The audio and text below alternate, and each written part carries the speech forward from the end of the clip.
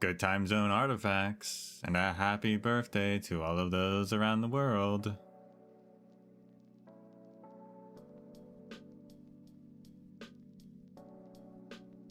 It's that time once again, everyone's favorite time.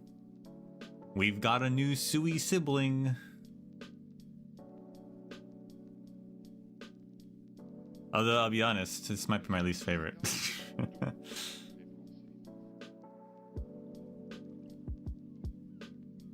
We went from the best with Chu to maybe the least, the worst.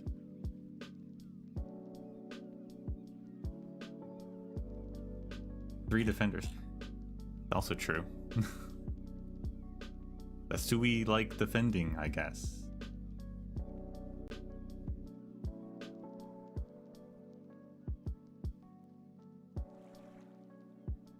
Let me move over. Of course.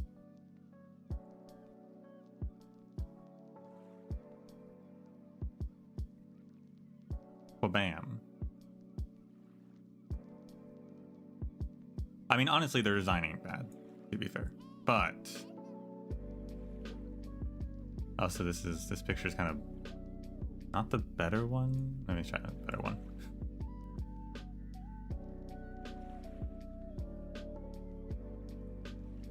There we go, a full scale one.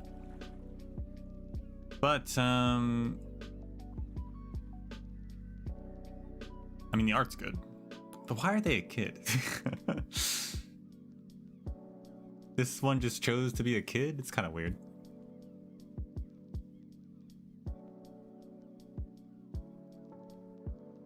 Yu is their name. Another, well, no, I guess the other one was a new type. This is a primal defender, and I will say, their one skill is pretty cool.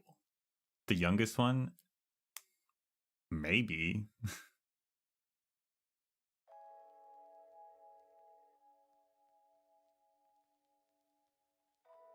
But like that other brother from the shoe event, he was the younger brother, and he was still an adult.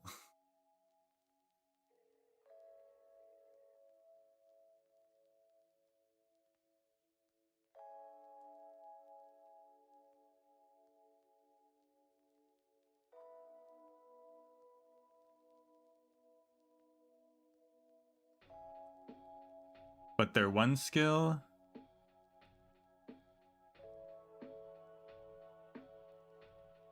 they can create a wall of fire that makes allies who attack through it deal fire elemental damage. That's a really cool idea. And also the wall can destroy enemy projectiles.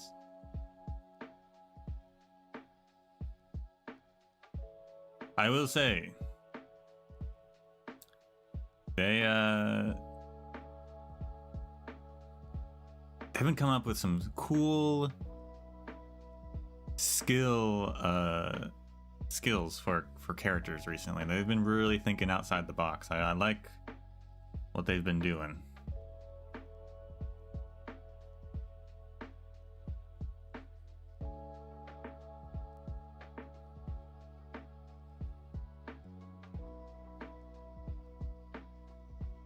Pretty cool. There to support Blaze? Maybe. And that's the other thing.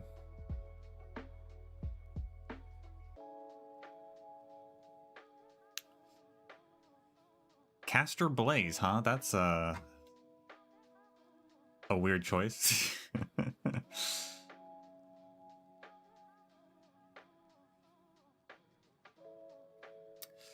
No lore indication as to her ever being a caster.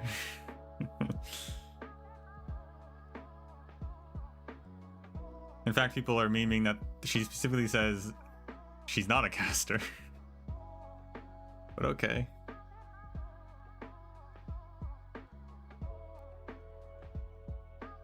The thing she's holding in her left arm, which also her left arm is weird.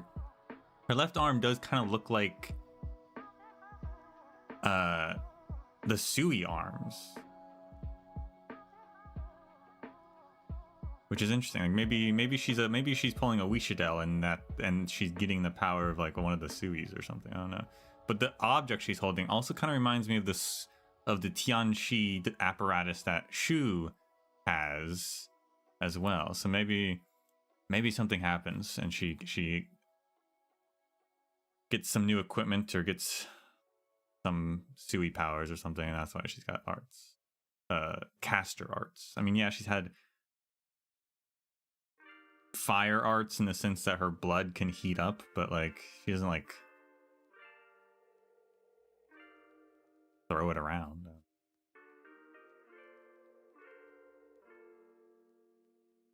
Looks like a glove.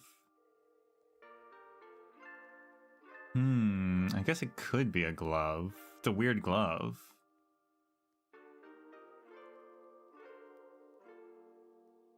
It's a very, very skin-tight glove.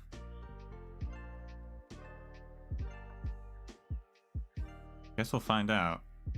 It reminded me of the Sui siblings. Their arms are sometimes colored with, like, I guess, scales.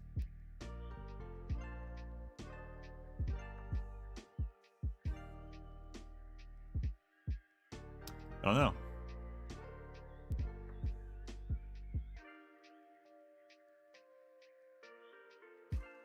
Like, does Yu have them? Yeah, Yu has. Exactly, Yu has them too.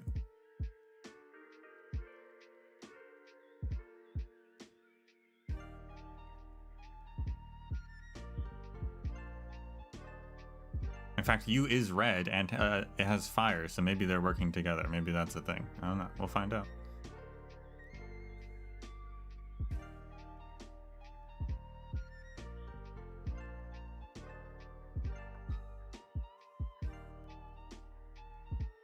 It's just a weird choice. At least with like Lapland, they made a caster, but Lapland made sense because she has Varro now. But like Blaze has not done anything and has no indication of any of that. I feel like there's other characters they could be focusing on first, but yeah, whatever.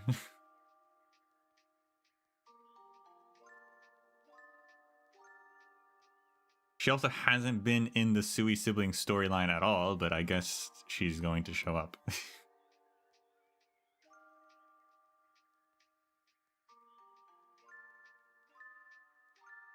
12F. Maybe. Also strange character to show up. This girl.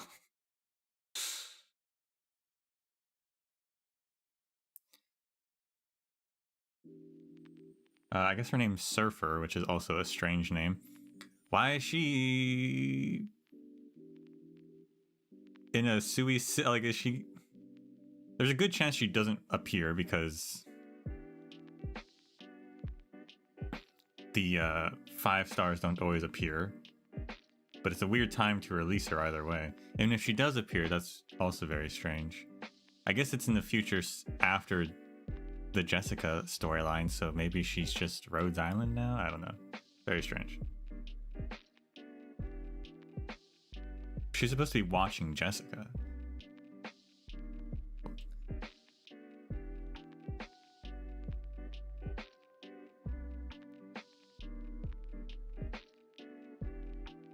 So yeah, I don't know what's going on with her. Very strange appearance for her as well.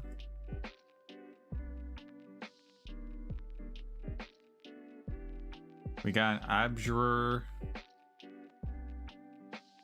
Just a new character. Abjurer, nothing to talk about there.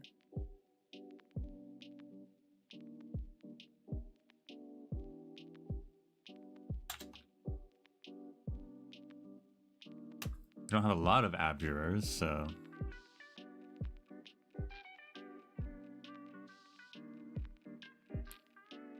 it's always nice to get new characters of classes we don't have a lot of.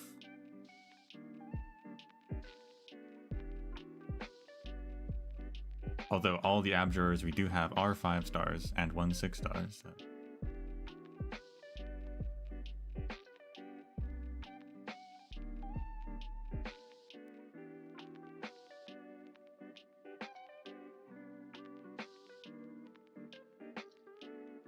Oh, here's actually it looks like the E2 art for Blaze. Which again looks like her the apparatus she has is her like that's where her attacks are coming from.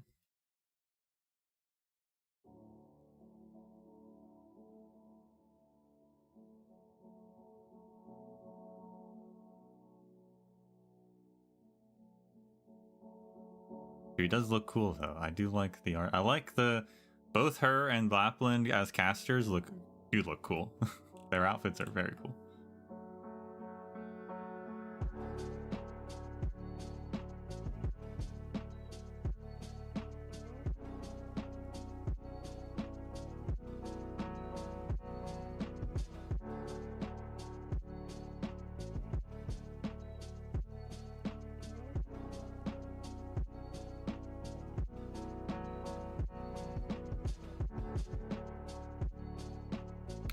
And we've got a bunch of outfits. The best part. Including the best outfit. Shoes outfit. Short hair shoe. I feel like they realized fans like short hair shoe. Because I've seen a lot of fan art of short hair shoe. And now that there's an actual outfit of short hair shoe.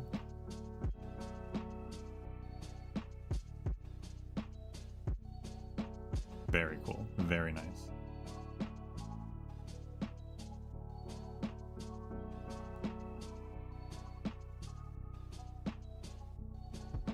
The pink is also a neat like color palette swap.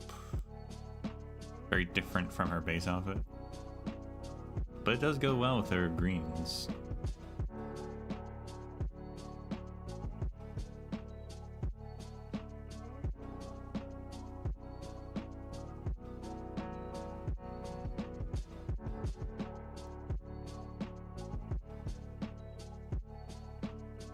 Joe.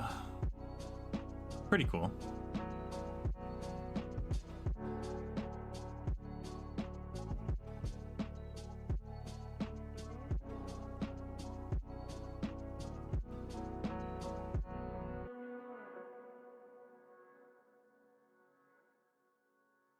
Bina, which is actually the sheep are so cute.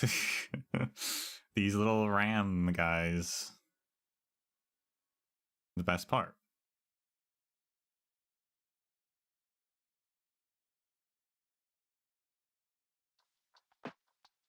Prairie pals.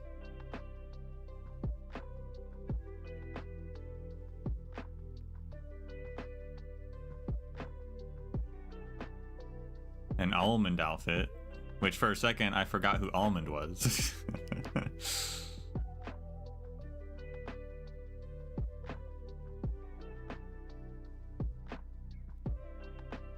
A lot of bread. These are all New Year outfits.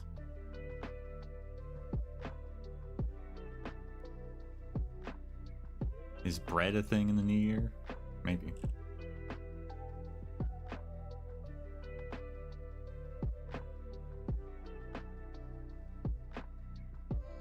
And a Vermeil skin as well, which is a cute outfit.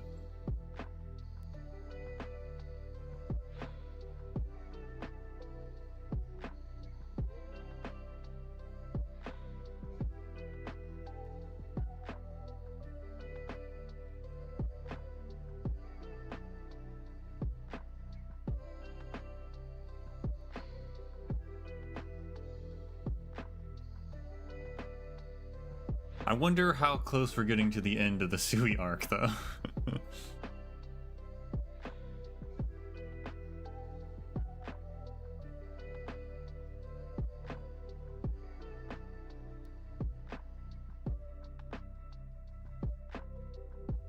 We gotta be getting close. They were we met the big bad with the shoe event. Here are people so.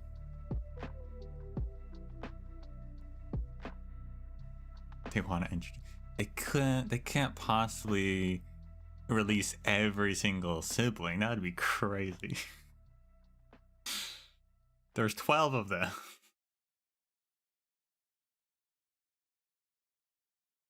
Or at least 11, I guess. One's dead. 1 or 2 are dead. I mean, I guess we're getting close, though.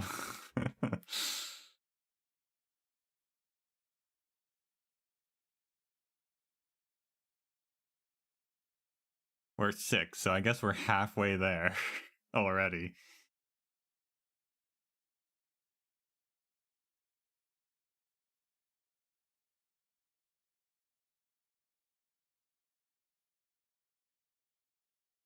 Three of which are defenders.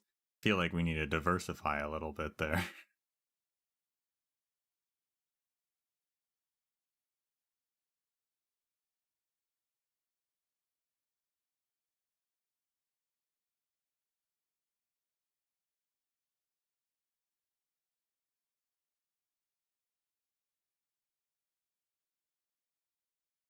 If that was the end of the album, well, we're gonna switch over in a second, so.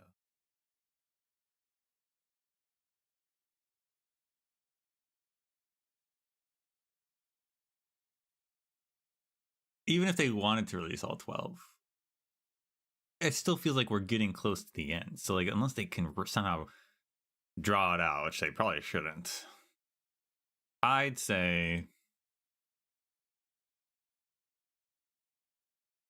if this isn't the last one, then at least one more after this one.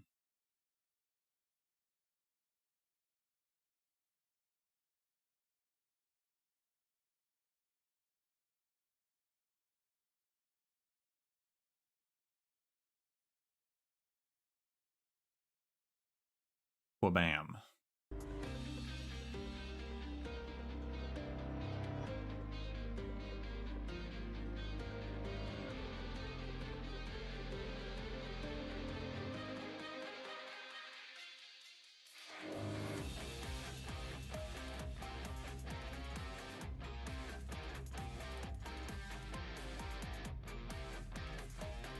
Have you been doing well lately, Doctor?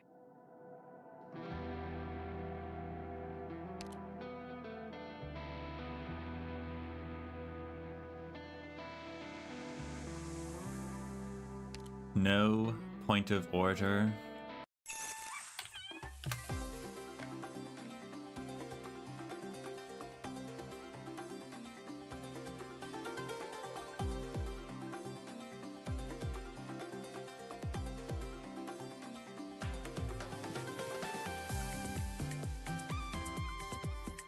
So we can jump in.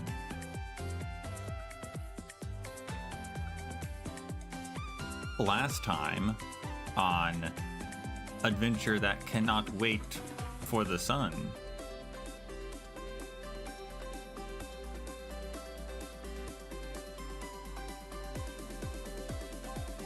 a third gem for Zubair is identified as a prize for in a competition. Second place prize specifically, and a competition where people, really just the rich, are supposed to present special artifacts and objects to be judged, and the winners for the most like valuable, historically relevant, interesting object, you get a prize, and then they toss that object into the river as a offering to the river god.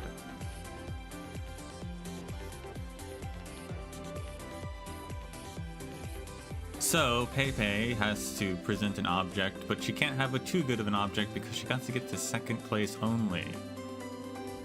And she presents a golden slipper, which is missing a pair. There's only a single slipper. And just to be safe, she coerces, I guess. It wasn't a threat per se. I don't think she like threatened them. She didn't bribe them either. She convinced them, the judges, to make sure to just to give her enough points for second place and not go any higher.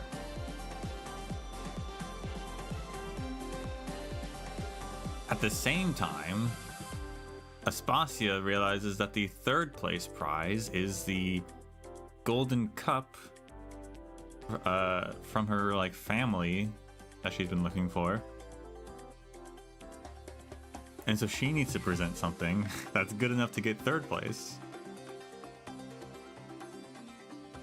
And she offers up her silver medals, a series of silver medals she's won in multiple Olympic competitions.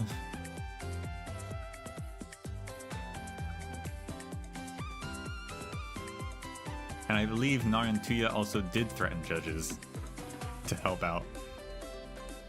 Not that Aspasia necessarily knew that.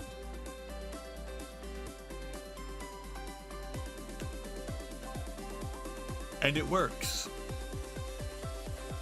Aspasia gets third place, Pepe gets second place, and a random woman named Rashad gets first place.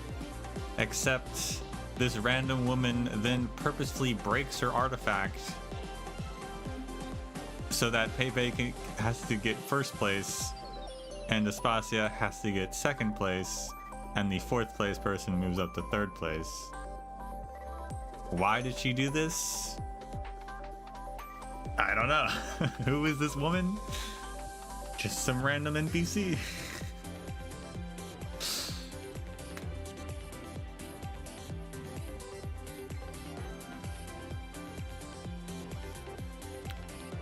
Pepe said something of like, maybe she made herself too obvious that she wanted second place. So maybe this Rashad person just wanted to be mean.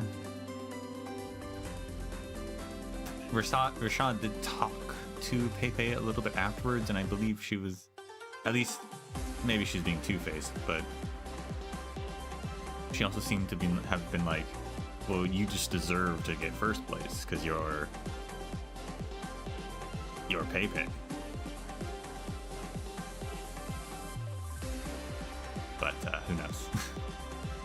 Point being, no one got what they wanted.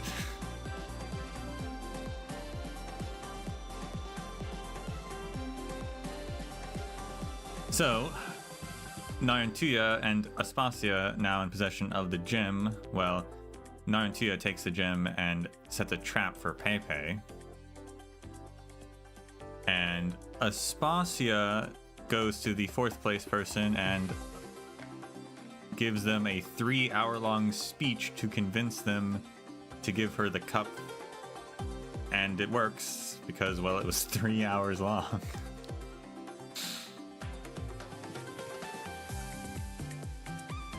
So all's well that ends well, I guess.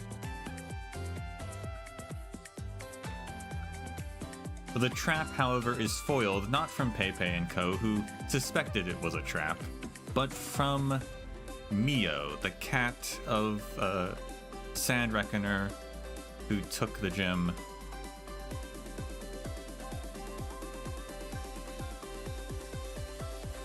Instead.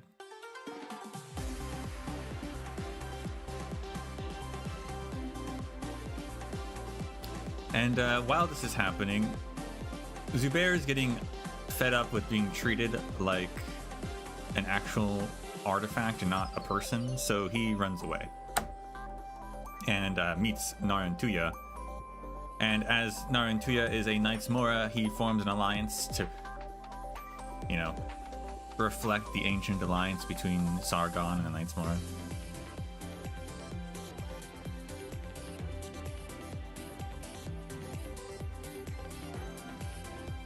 They're going to help each other get the gems.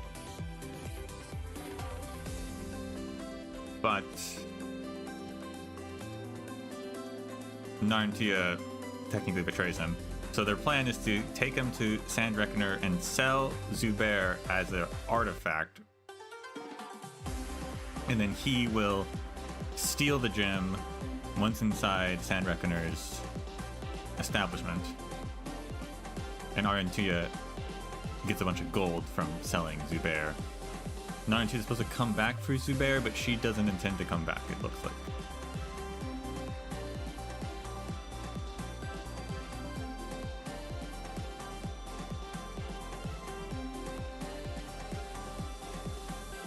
And then it's revealed that Mio and Woof can talk and have actually been waiting for Zubair. They knew Zubair in the past and were also bigger in size.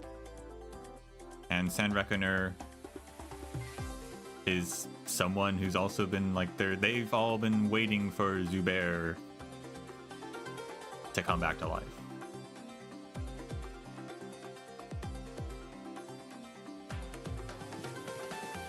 And that's where we left off.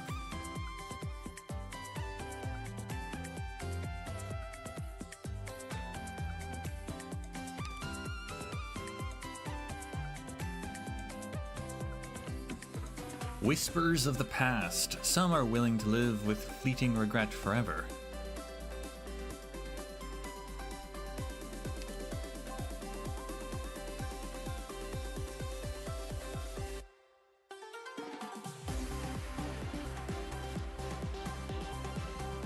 Is the 7 class? What do you mean?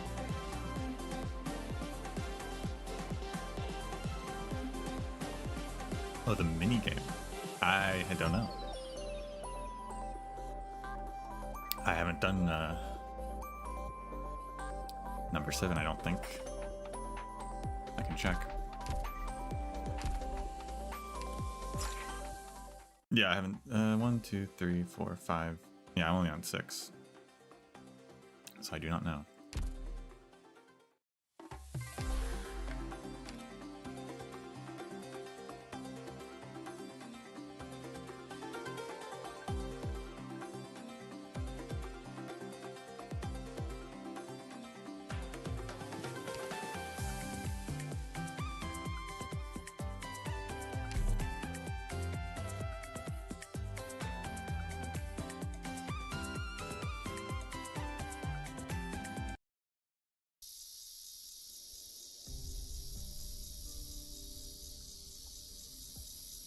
In the stuffy summer heat, a girl sits at her desk, one hand sorting through a thick stack of reference materials while the other wipes sweat from her forehead.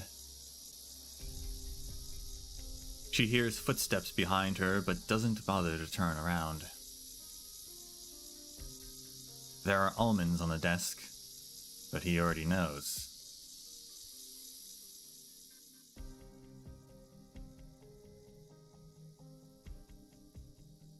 That sentence does. What does that sentence mean? There are almonds on the desk, but he already knows. No. Why are you here, dear? Or why are you still reading, my dear sister?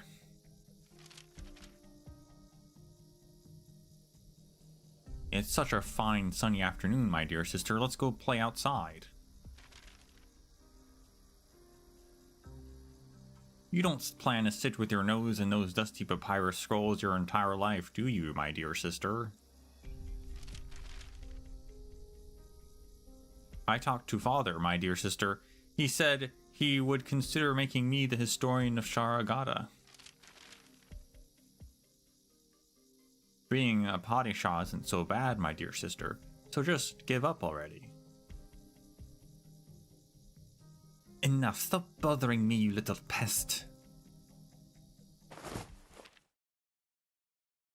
She quickly turns her head, but there is nobody behind her.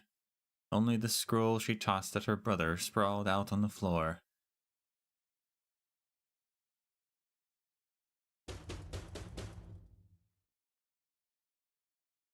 Are you there, Pepe? Quick, let me in. Yeah, I'm here, come in. I've been sending you messages on your communicator. Why didn't you respond? I turned it off. I've been looking at books and scrolls all night. What happened?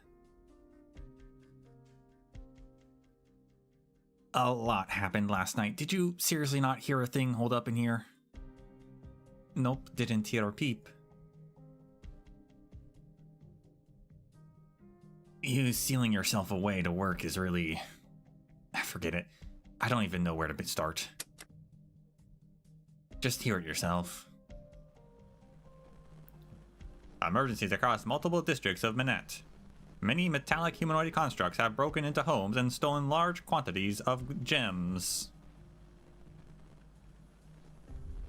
Residents have reported these robberies to the city guard, and the captain assures us that an investigation is currently underway. Metallic humanoid constructs? According to an eyewitness, he saw these metallic constructs breaking out from the museum last night. What? Well, everything I wanted to say their radio said already. Anat says the museum staff followed their tracks and ended up at the Grand Bazaar. Is this Zubair's doing? We suspect so, but nobody's seen him at all lately. You were in contact with him the longest. Could you help us look for him? I got it. I'll head over right away. What about you and Anat? We're in charge of the museum. We have to find all the artifacts. We're going to head out and look for, have a look ourselves. If I find anything, I'll let you know. I'll be seeing you.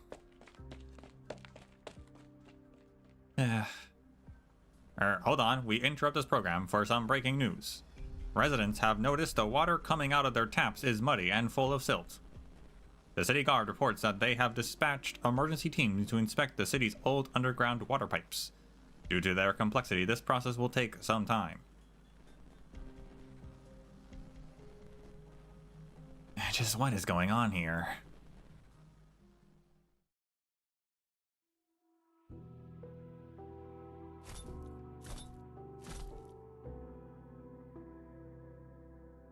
Someone has already told me the tale of this place. The prosperity of the Grand Bazaar is born upon gems, alongside spices, silks, and crafts, all flowing through the river of commerce to bestow riches upon this land. The gem trading post and the gems with unusual orangenium circuits have transformed Menat Hamait into a morning star on the crown of sand.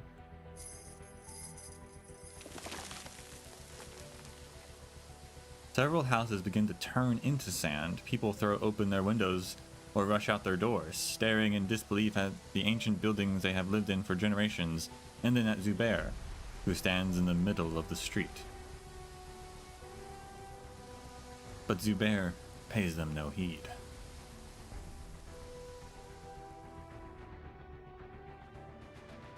He stoops down and picks up a piece of jewelry from the pooling sands, its gem glittering within the metallic helix structure under the sun. The fresco you mentioned is straight ahead, Zubair Effendi. My mother's father once told me that the painting depicts the lives of ancient Zargonians and records the birth of Menat Hamait.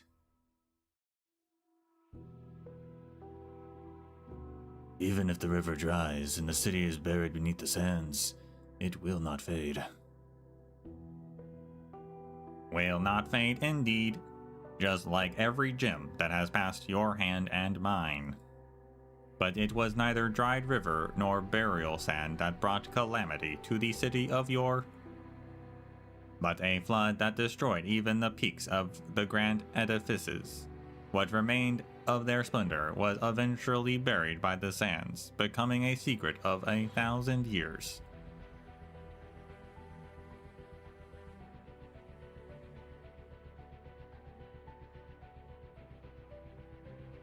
Each rise of the sun and fall of the moons is a tiny repeat of the endless cycle. The brevity of a day and the span of a lifetime. The birth of a new city and fall of an empire, the mountains to dust, are but all similar repetitions.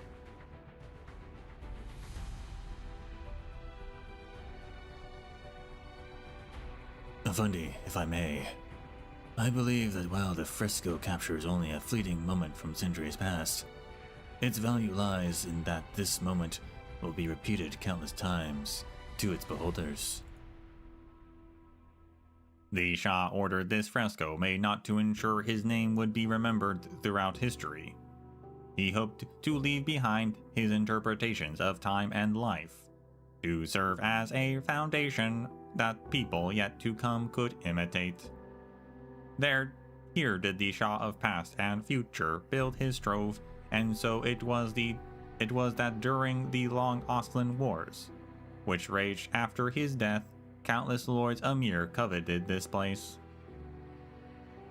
Until the hellish heat waves from the far south brought great change to the climate. A devastating flood ensued, toppling walls, diverting rivers, and leaving the land forever scarred. And so the people searched the sands for traces of the trove, but found nothing. Thus did they believe it was washed away in the deluge.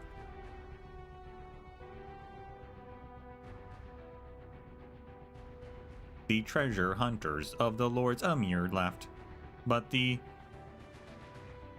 artisans and merchants came, establishing a new settlement by the riverside. I have been watchful of all that transpires here. I was ordered to guard the trove. That is my duty.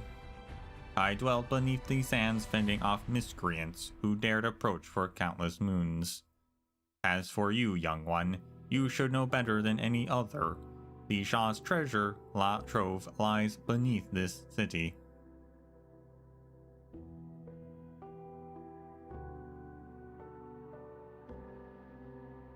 Fourth, the liver. We go into... Fourth, the liver. We go into the night, awake and alert for duty and obligation. I thank you for returning this gem to me. It has restored more of my memories. The treasure trove started with tens of thousands of skilled craftsmen gathering at the then desolate Menat Ha-Mait. From majestic labyrinths made of gold to handcrafted gems inlaid with oranginium circuits, and artificers created them all and buried them beneath the sands. Later generations mostly believed that after exhausting all their energies on their work, these artisans were all buried alongside their creations.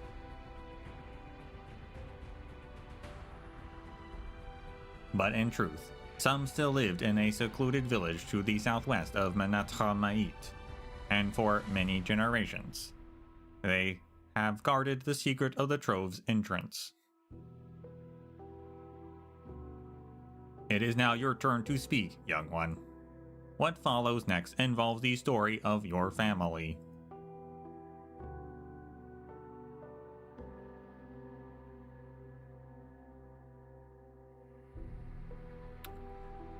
The young overseer shuts his eyes tight, as though drowning in the heavy sands of memory. The tale has been passed down from generation to generation, seared into the mind like the scorching sun above the desert, its heat burning, singeing, and blistering.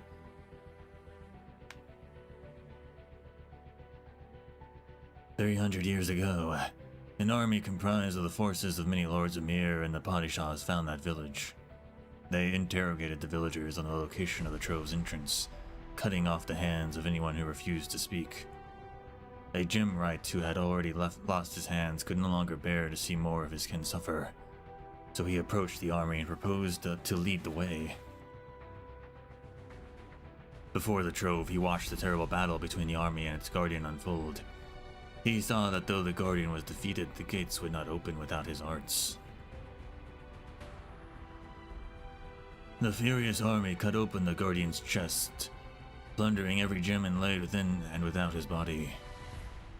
Although the Jimwright used every technique he knew to guide this young child in restoring the guardian, he never woke up. After that, a set of scales was set up in the Grand Bazaar of Menat Ha-Mait. Once an adult, the Jimwright's child buried the guardian, then established a trading post specializing in gems.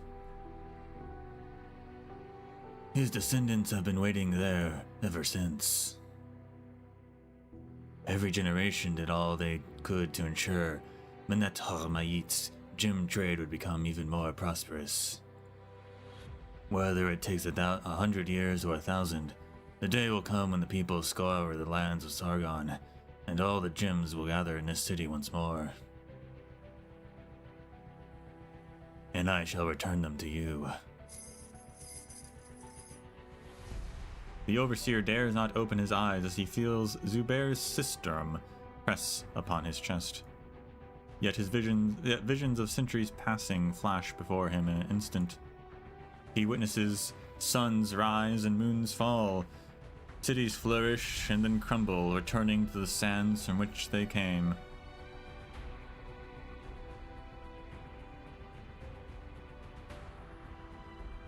He sees the ancient guardian walking in the boundless desert.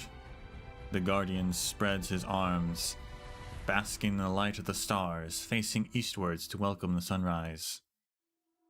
Feeling watched, the guardian looks up down and meets the young overseer's eyes. Under his merciful gaze, the overseer trembles.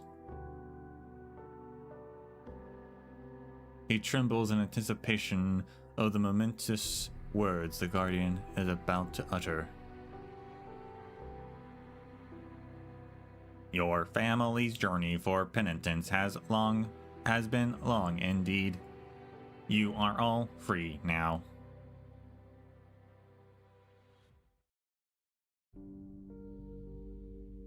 Well, that explains why Sand Reckoner is doing this, but what about the cat and the dog?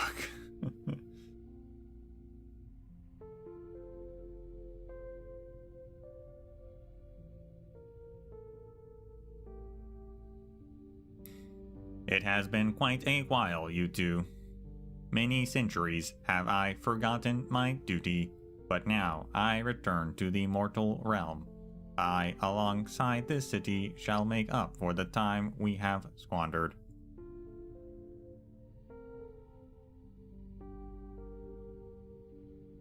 But at the same time, I have a request, and I hope the two of you will agree to see it through. If that Knight's Mora truly is a descendant of Karandu Kagan, then I will honor the Shah's promise and open the trove for her. Woof, aid me in ascertaining her lineage.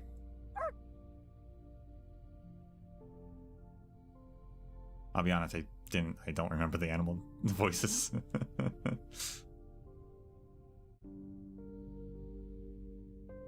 Oh, leave it to me. I must put her to the test as well. If she is ultimately incapable of completing her Kagan quest, she will never be considered a true Knight's Mora. No matter what may come, make sure she takes that step. I understand. Do I have to go as well? I never thought those Knight's Mora were any good. There are too many drunks among them, spilling their drinks all over the place. I don't feel like having to lick my fur clean again. No, Mio. I need you to aid me in another matter. Out with it, young one. After I sank into slumber, the Shah's treasure trove suffered heavy damage, a dereliction of my duty.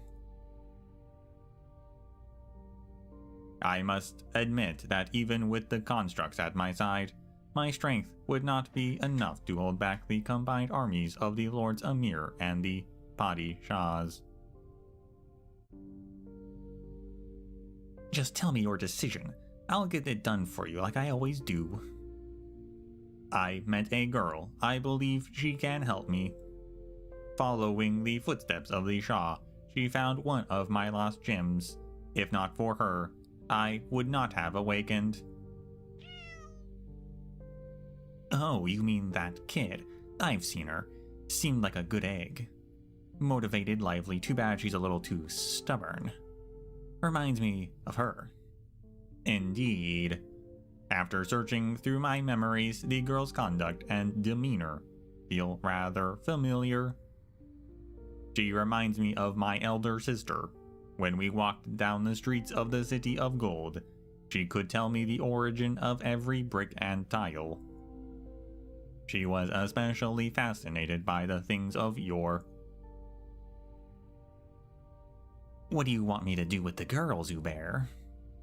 I need a companion, one who will wait the Shah's return alongside me. Help me confirm if she is worthy, Mio. If that's your wish, Zubair, then I'll go.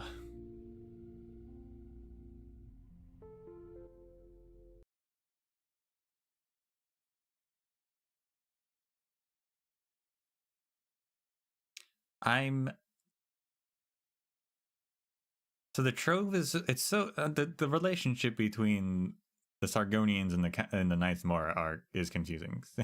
They were allied, then they fought each other, but now the Trove will only be open for a Knights Mora. Specifically, I guess, a direct descendant of Karantu, or whatever his name is. So, if Narantuya is a direct descendant, then they can open it for her. But also she has to complete her Kagan quest, otherwise she's just not a Knights Mora.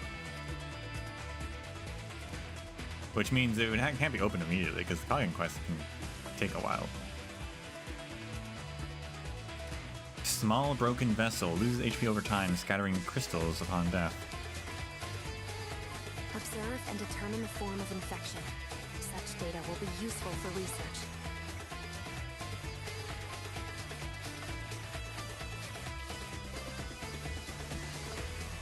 Can your eyes keep up? Please, trust in me. Any instructions? Ah, losing sight! 獲物を見つけました。 Those snake things remind me of enemies from, like, Elden Ring and stuff. Hull statue left. Attacks inflict arch damage over a short period. ASBD significantly increases when on a crystal.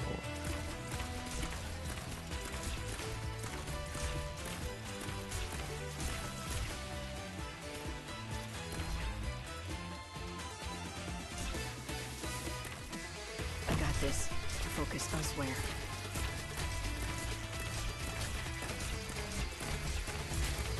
Can we kill this guy? Yeah, we can. Actually, the target, doesn't it?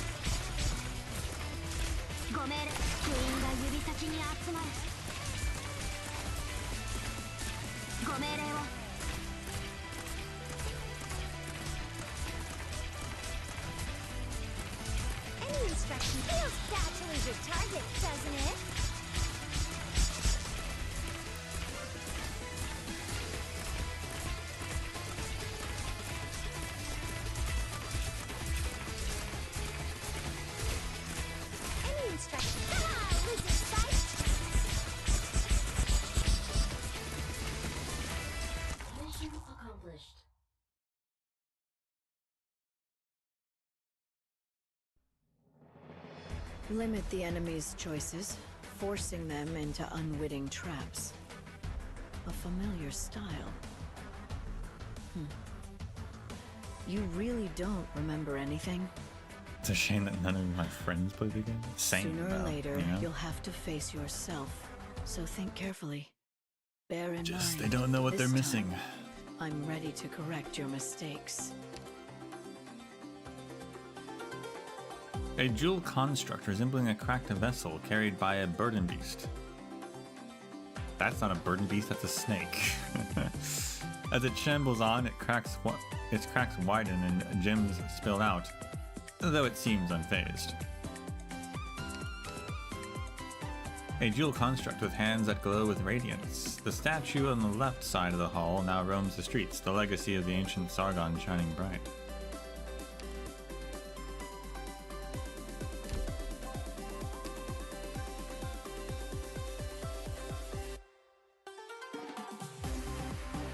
who you calling pet?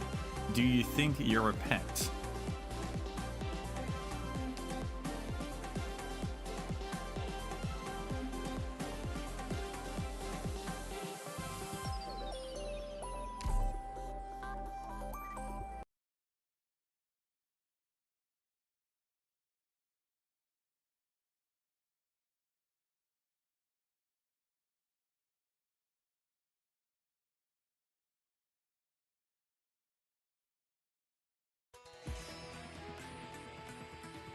Never mind the use of force. Death has its own resting We're just place. fighting. Okay. Gliding toy. Drops crystal tiles it passes over. Losing a percentage of HP with each drop. Alright.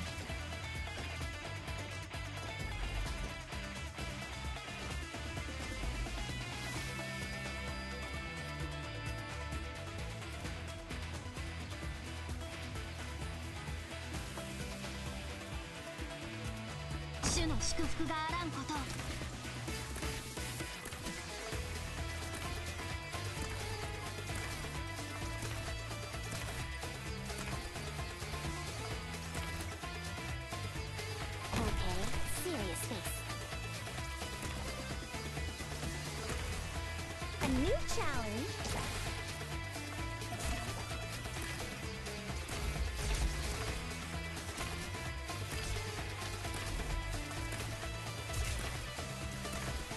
Any instruction? Come on, let's pick up the pace.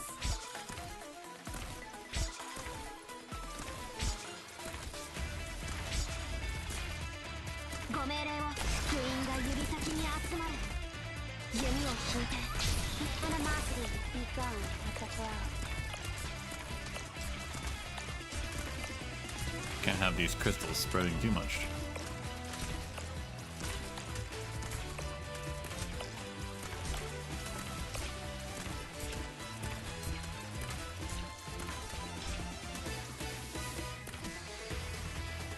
I got this. Focus elsewhere.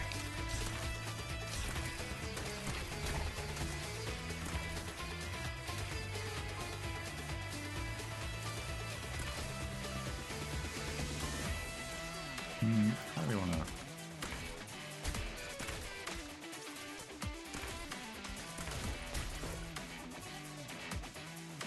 An improv. We'll do this. We'll see this. We'll see how this works out for us.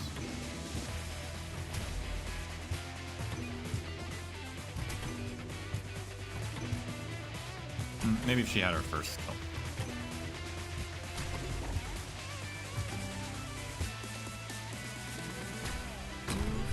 Mio! Something's not right. Did not see that coming. Mio the Eager Examinant. Periodically throws Amber, dealing splash damage and a cross. Amber absorbs power from all crystals in the field, increasing Mio's attack and HP. Oh my goodness.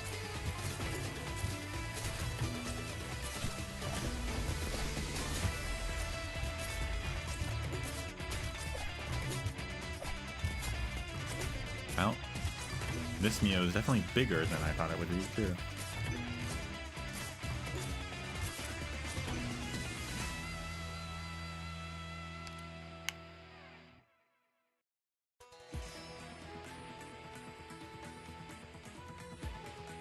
It also looks more like an actual cat.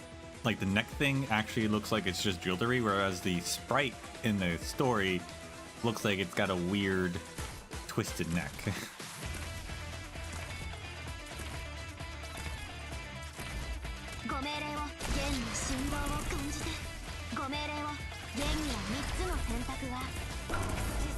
As bright as gold.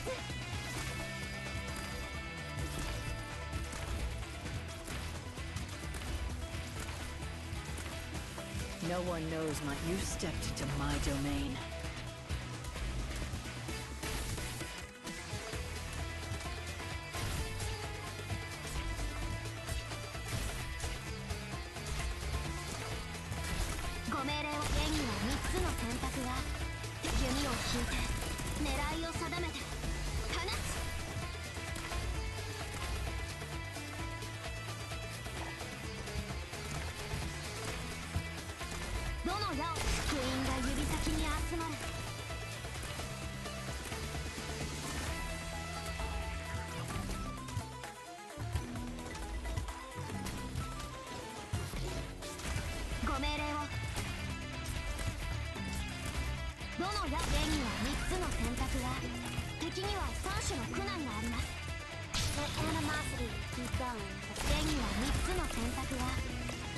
I don't know if Mio attacked even once.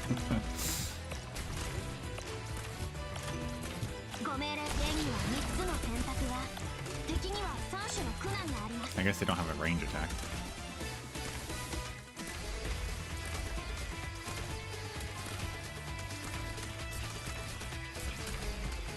Mission accomplished.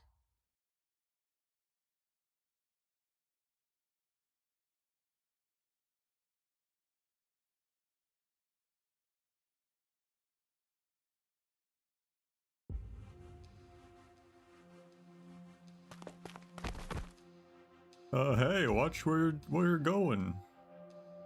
Sorry, Effendi. I was in a hurry. Are you okay? Well, I suppose nothing's broken. Where are you off to in such a hurry? Don't you know there's trouble? First those metal constructs and all the gyms in the city to the Great Bazaar, now they're tearing down houses and chasing us out of the bazaar. The constructs are tearing down houses? Yeah, they're flying stones and debris everywhere. Hey, why are you still going that way? Didn't you hear what I said? I need to see what's going on. What do you think you can do, girl? Hey, girl!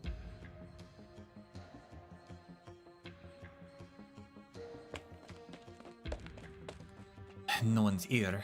They're all gone. By Horaket.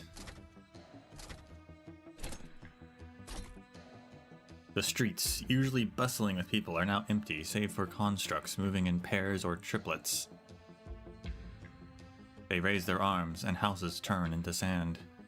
From the fallen sand, tall pillars and walls emerge. Yikes, that almost hit me. Meow. Who is that? Wow.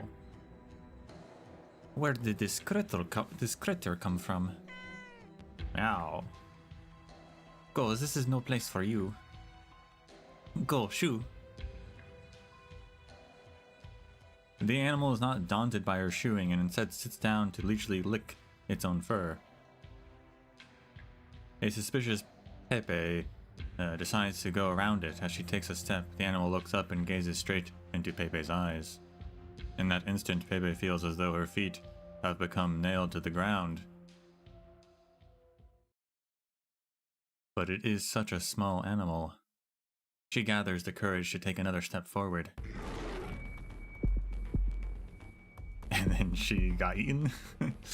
A deafening roar stops her. She feels her eardrums hurt. She cannot imagine the sound coming from a tiny animal that barely reaches her shins. She covers her ears and closes her eyes, wincing as the sound wave almost knocks her over. As her ears stop ringing, she feels a massive shadow descending upon her. No snap. So its bigger form is just less, like, cartoonish, I guess.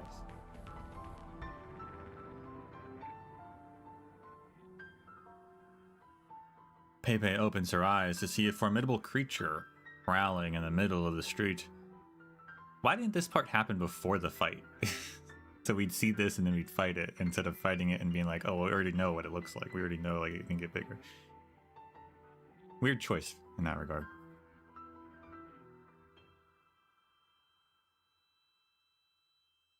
Pepe opens her eyes to see a formidable creature prowling in the middle of the street, faint patterns like, or with a wondrous gleam roving upon its sandy fur.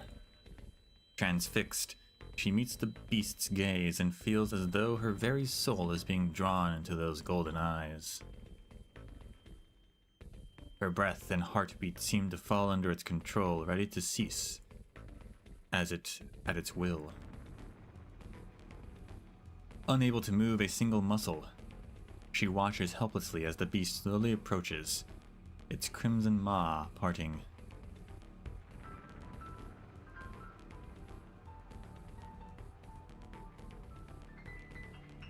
And swallows her whole. Oh, so she was actually eaten. All goes dark.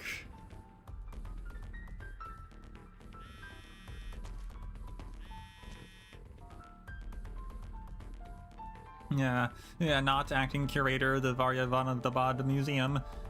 Yes, we are aware, but unfortunately we do not have the resources. Our experts are being deployed across the city. We do not currently have the manpower to assess your losses. Of course, we value your sponsorship, but not acting curator of the Varyavanabad Museum. No, we are unable to offer any comment at this time. What? No, the museum is already on lockdown. No collections can leave the building. The museum has nothing to do with this construct in the city. Hello? Yeah. And not acting curator of Varyavanabad Museum.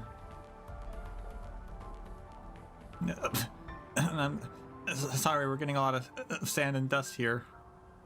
I assure you, on behalf of the Varyavanabad Museum, we'll offer restoration services at the earliest opportunity. Appraisal. The constructs have built a statue in your garden and several pillars.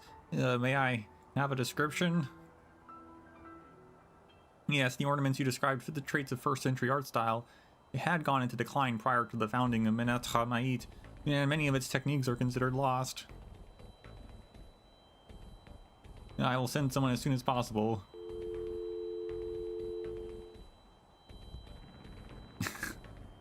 I just realized her ahoge, the little strand of hair on the top of her head, changes with her emotions.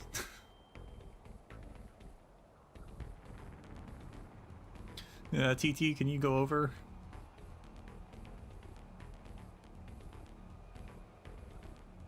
Do you think it's possible that the constructs can build, sculpt, and master techniques believed to be long lost? I don't want to, but looks like you have a bad feeling about it too. Which is why we need to see it to believe it. What is it, TT? You, said see it to believe it, right? Carried by the dry winds, sand creeps up like an overflowing river, covering the feet of flying that'd be crazy, of fleeing passers-by. Grains of sand gather before their eyes and form into shapes as though poured into invisible molds. Pillars and walls begin to rise from the streets.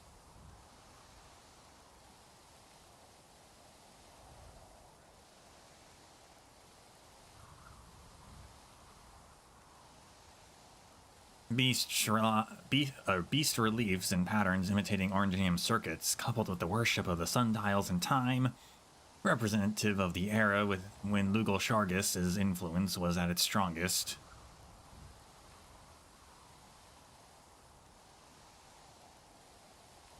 Yeah, TT, now's not a good time. This might be the memory of the constructs. Can it even be counted as a form of restored artifact? But we didn't see any constructs nearby.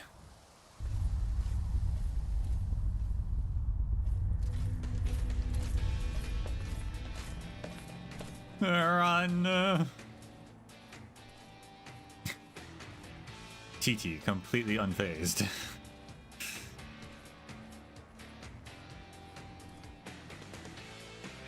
Where did they come from anyway? Questions later, TT. You've got to run faster than me and pull me along. We're done for if we run at the same speed. Or at my speed, rather. Don't worry, you're running fast enough. Hang in there. Try not to pass out and let me observe them a little longer. Oh, and don't look back.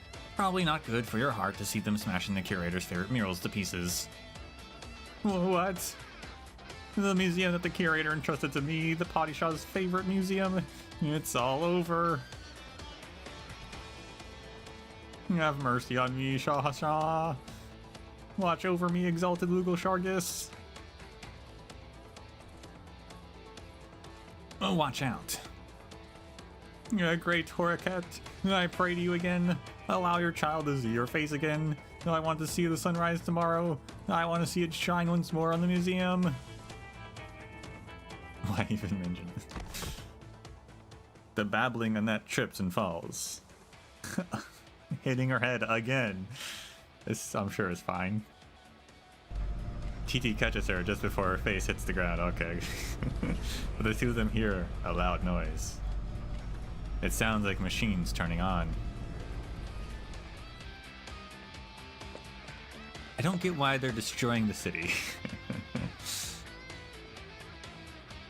What does this have to do with anything?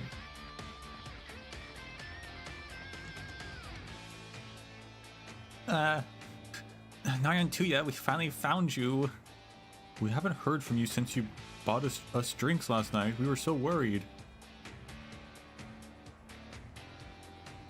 I haven't had shut-eye in days, so I slept longer. What's there to worry about? Anyway, good timing. Give me a hand. Oh, why are you still helping other people carry stuff? Shh, I'm not doing this for anyone else, it's for myself. This is obviously an old statue.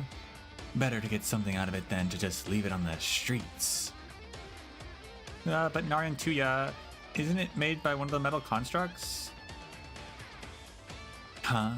What metal constructs? Lay it out for me slowly. I might have slept too soundly last night and missed some headlines. Oh, I thought you were the sharp one, Narayan Tuya. How could you have missed it? There are weird metal constructs all over the streets. Didn't they come at you? They're tearing houses apart, making walls and pillars out of sand and grabbing gems. Maybe you should check. Everyone lost something last night, from onyx necklaces on their necks to astrolabes that simulate the moon and stars.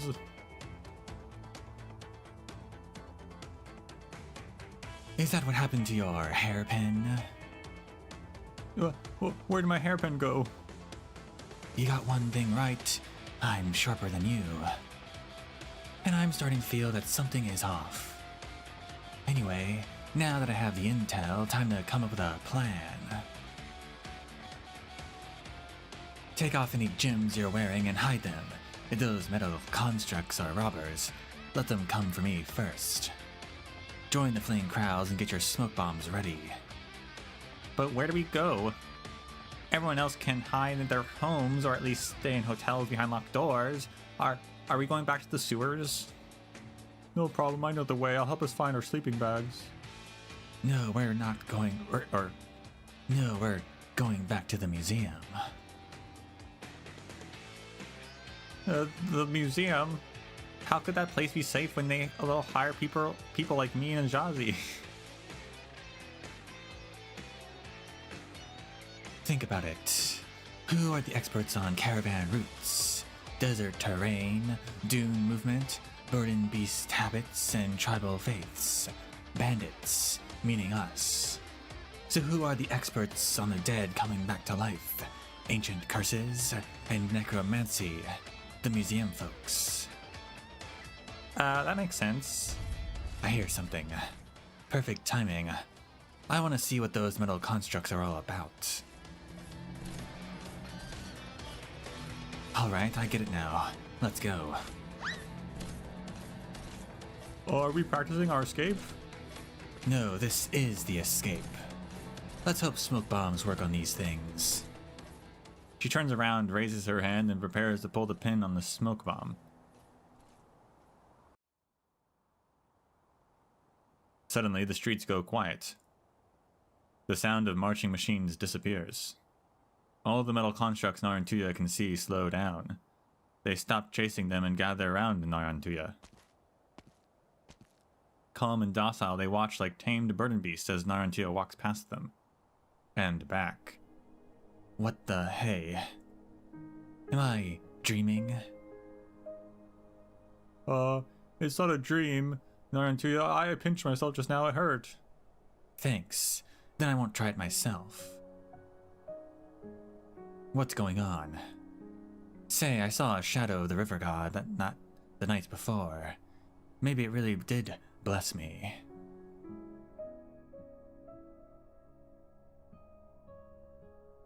I understand now. Ajani, go on to the museum without me. What about you? Divine duty. I need to find someone. The river god must have wanted me to act the hero and show Aspasia that I'm the boss.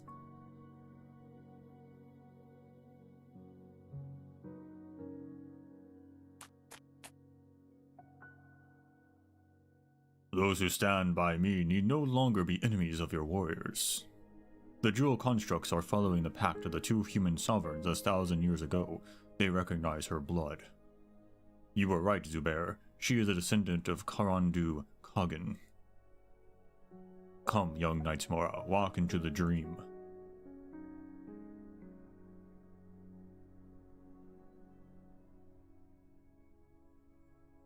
Even to the very end, I do not know why those people drew their blades. Perhaps even they did not know themselves.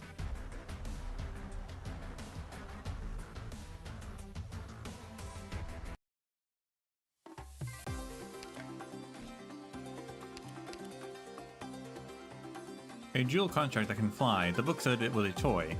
Hey, why is it leaking gems? Friend, foe, Mio doesn't care. Mio does what it must. Alright, I was hoping its description would say what it was, but never mind.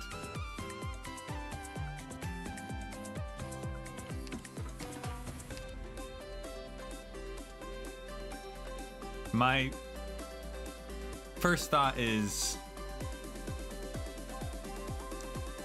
Well, at first I thought they were fake. But now that they're real, and now that they can talk... Maybe they're beast lords? As well?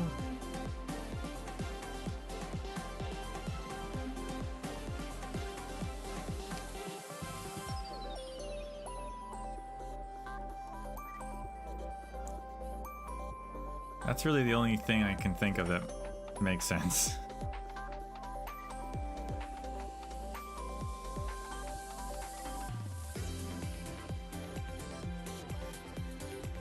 Ends of the sands. Bloodline and spirit do not erode even after millennia. The air must face them.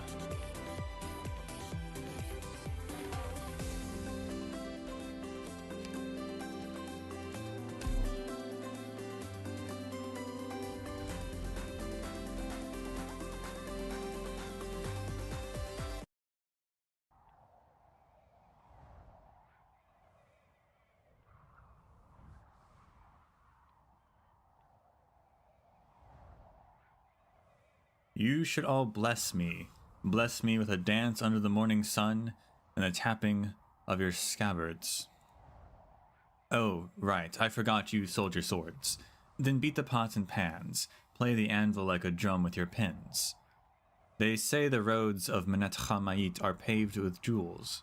Well, I'm heading for that road now. I know most of you will tell me to stop being delusional, but why can't I make it rich? Why can't I buy us the best life? I have to try.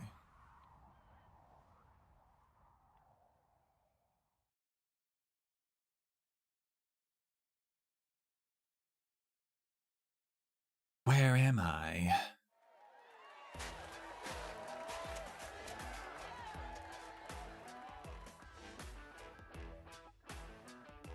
Oh, my departure ceremony. I must have danced myself dizzy. Cheerful former desert bandit. I give you my blessing, Narantuya. There's a caravan I know that regularly visits the City of Radiance. If you do make it there, seek them out. I knew you'd have some useful connections. One more friend, one less trouble. Thanks for the blessing. I'm still worried, Narantuya. About what? How many times have I told you? no one's going to get revenge on you when I'm gone. This has nothing to do with you. You chose to work for me and not Asim because I'm just that charming. Old Asim resents me for it and speaks ill of me everywhere he goes, but he's just being petty. And those jealous haters had to band together and set me up. So, my fault I'm so lucky that I attract both both gold and people. But you're the one I'm worried about, Narantuya. If you just wander into the desert with an empty satchel, what will you do when you can't find water or beasts? Huh? I know we somehow ended up poorer than we started, but I'm sure I at least have some coins for jerkies and preserved fruits. Why would you think that? Has anyone been starving without telling me? Who is it? I'll give them some coins right now. Narantia reaches into the purse at her waist. As her eyes slowly widen in disbelief, she unties the beast-hide pouch, turns it inside out, and begins shaking it. A few grains of sand fall onto the endless desert. Strange. I don't remember bumping into a beggar or a vagrant. Actually, I vaguely remember crossing paths with a few rich men. Narantuya, I thought it over, and I think I should teach you my secret to finding water in the desert. I don't have to worry about becoming a sacrificial tribute to a bandit chief anytime soon, so there is no need to keep this a secret any longer. Good. I like this blessing. The Sands can enjoy those lost coins then. Oh, I'm worried too, Narantuya. And what are you worried about? That I'll abduct another child slave from a caravan who will replace you as the most illiterate? Damn. I'm worried about the 2 black blades of yours. You haven't used or maintained them for so long.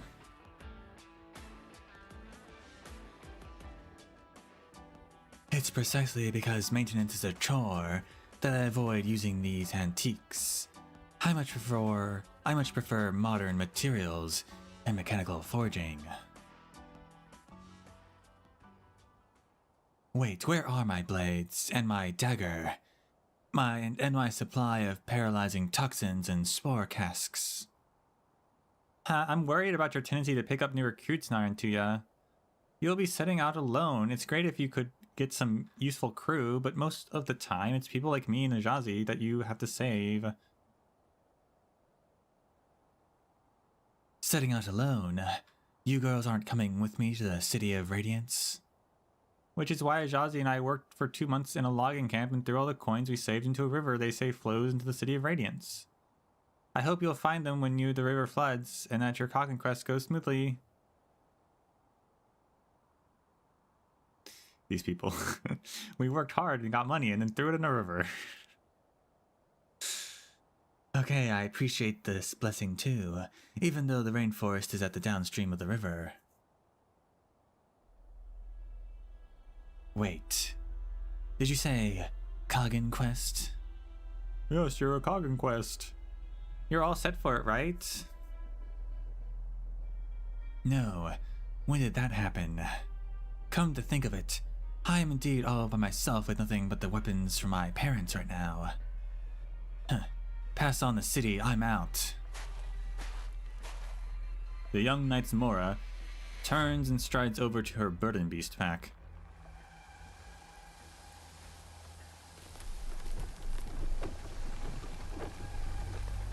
At the same time, or at the same moment, towering walls rise up from the sand. Even part of the piercing sunlight seems to be blocked off.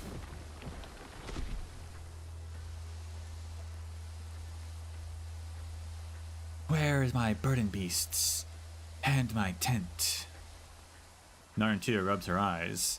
As if trapped in a nightmare of her own making, her field of vision narrows until only one path remains. Step forth, prove your bravery, embark on your Kagan quest. Just take the step. No way. This Kagan quest is too scary. I'll die. Help.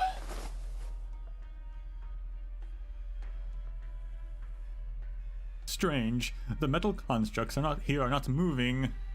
Someone's on the ground. Hello, can you hear me? Hold on, I'm on my way. Out of my way. So they like put her into a dream so that she'd do her cognitive quest in a dream? Is that to like accelerate so she doesn't have to actually do it? That's an interesting like cheat.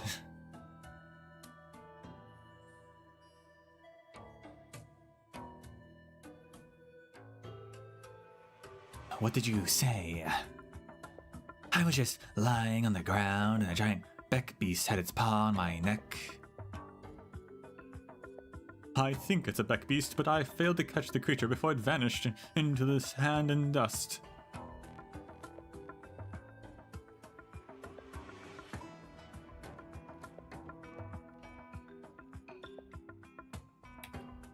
Yeah, so they're also like, the dog is a beck beast, even though the beck beasts we've seen also don't really look like dogs completely.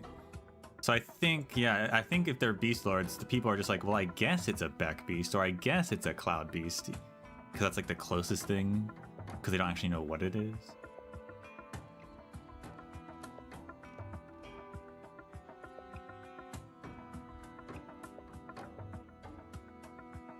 It's no wonder my head hurt while I was dreaming.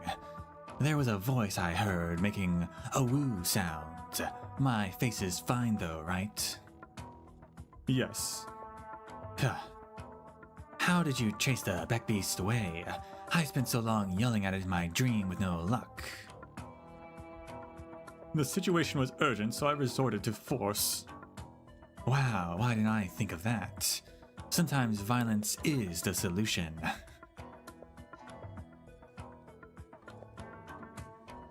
I knew you'd be a reliable subordinate.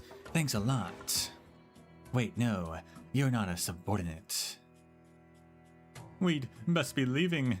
These constructs could start moving at any moment. It's not safe here.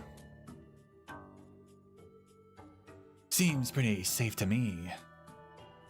Oh, the river god presented me with a chance to prove my heroism.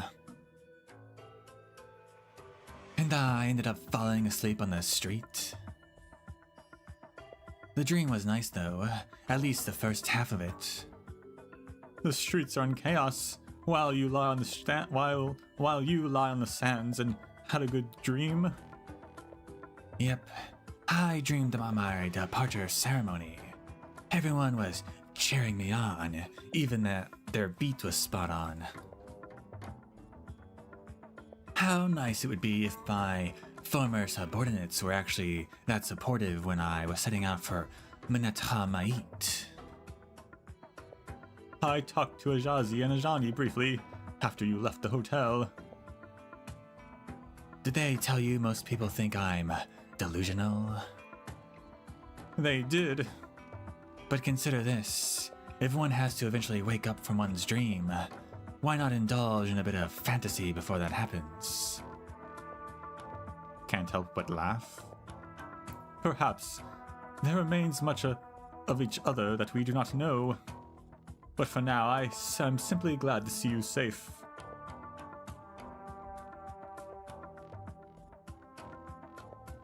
Aspasia extends her hand to Narantuya.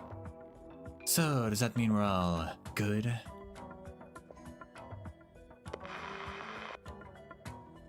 Hold on.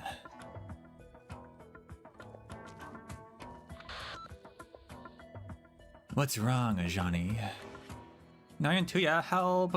The museum, it isn't safe at all.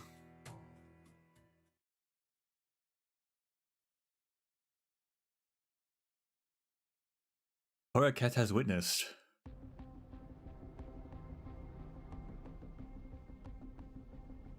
Who's there? TT, did you say something? I heard something. I didn't. But I heard it too. No way. Can these artifacts talk? Why didn't they say anything before? Guardian of Eternity, please answer. Please answer. Please answer. Answer what?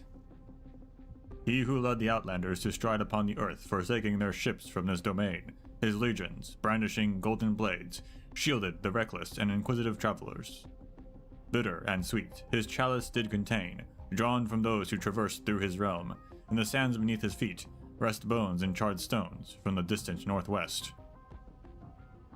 Tell me the name that people remember him by.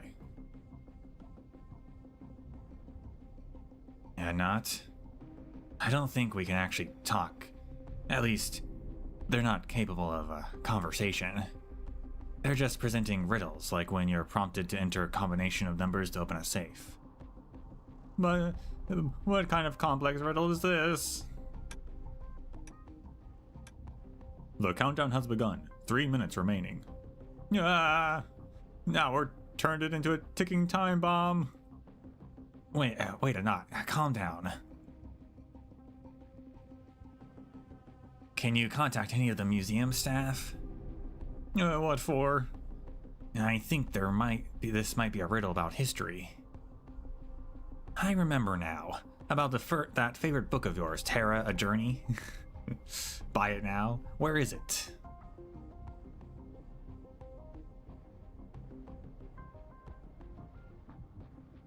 TT, look up the section of Boulevard history for me, please. Here.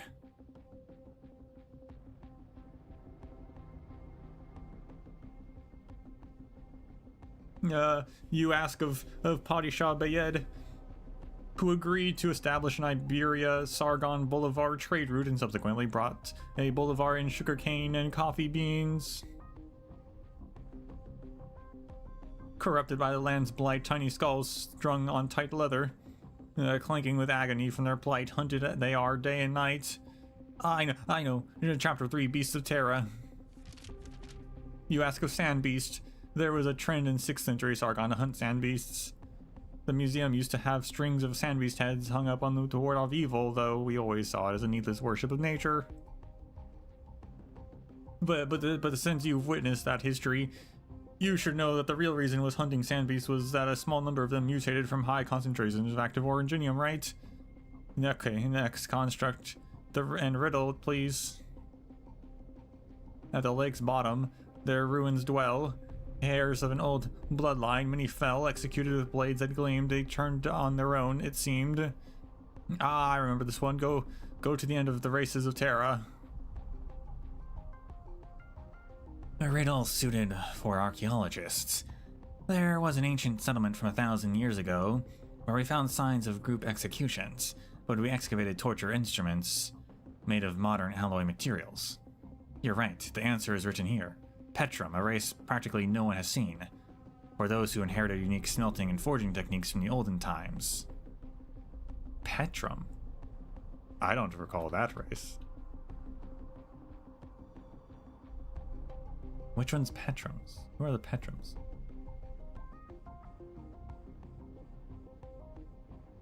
Are those who inherited unique smelting and forging techniques from the olden times. Interesting. Okay, next question.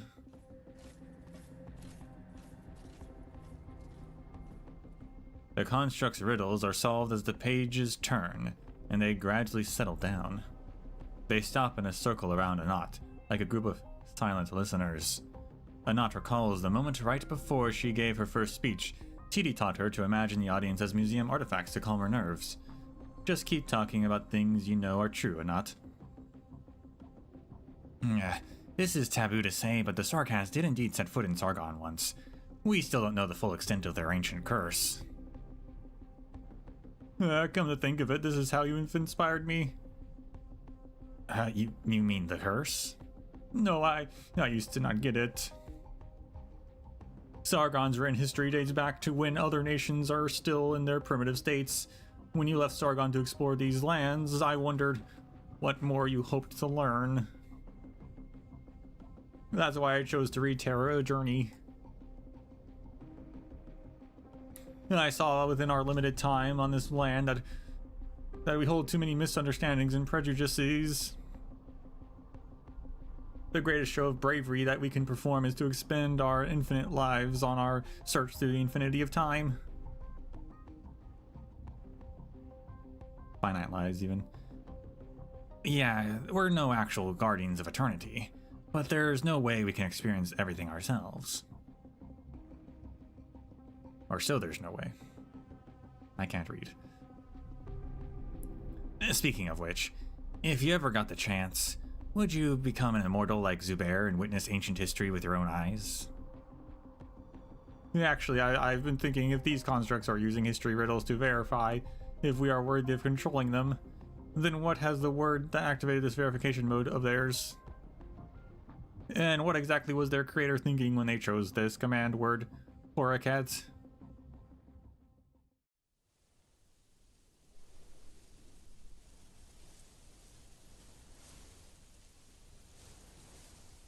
It's dark. Where am I? I'm in that monster's belly.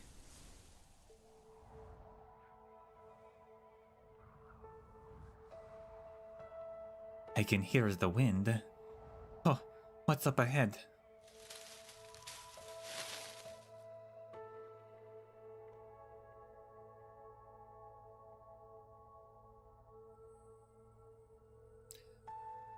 A lake in the desert. An emerald lake lies in the center of the golden sands. The palm trees by its shore sway in the gentle breeze, creating the rustling sound Pepe heard earlier.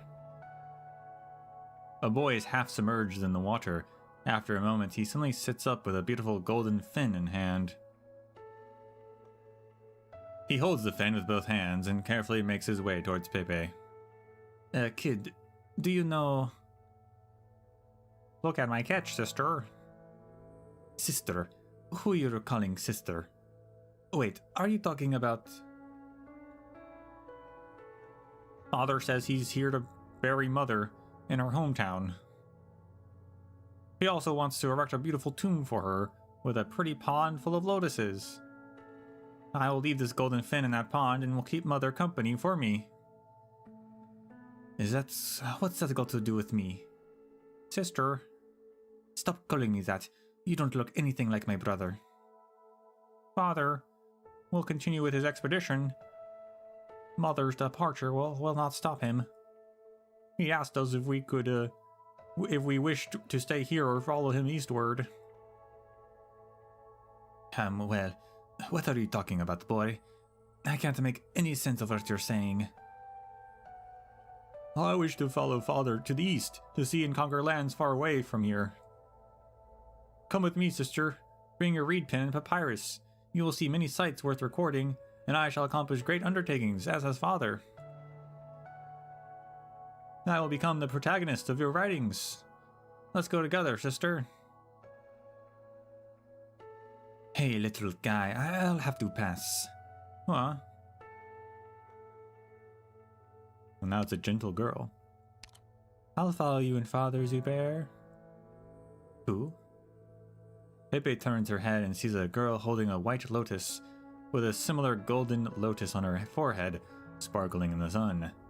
The decoration reminds Pepe of something, and she lightly touches her own head. At that moment, the sun seems to make her head spin.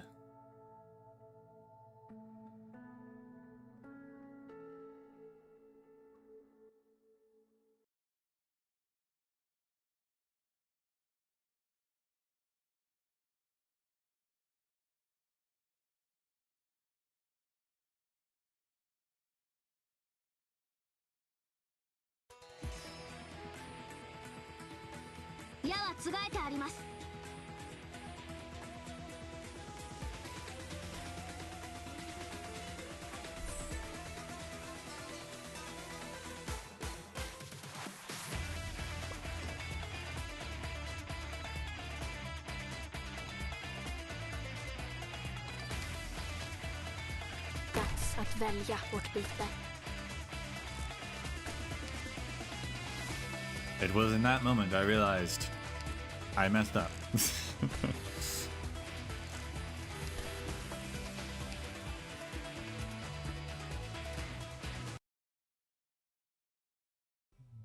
I thought I'd have a little bit more DP.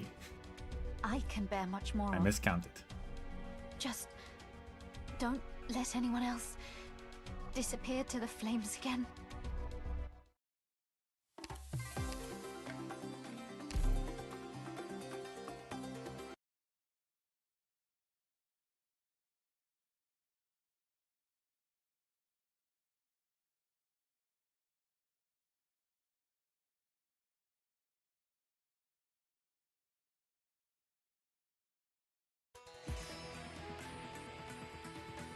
What blocks the way, I will burn through.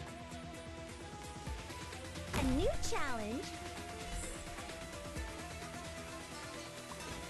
Any instructions? Haha! Losing sight? Dags att välja vårt byte. Stay calm. Nature should not be disturbed. I think so. Moving to designated location. Moving to designated location. Bejeweled Slab Defender.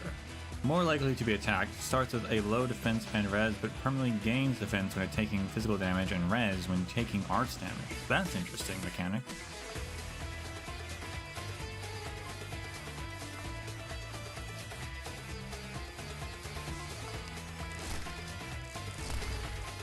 That's pretty interesting. Obviously, it just means you have to use elemental damage.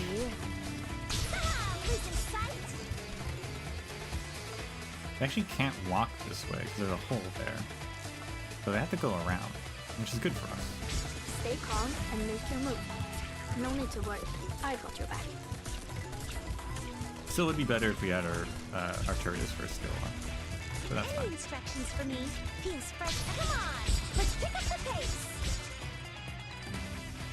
Stay calm. What do you need? Punitive shadow. No need to panic.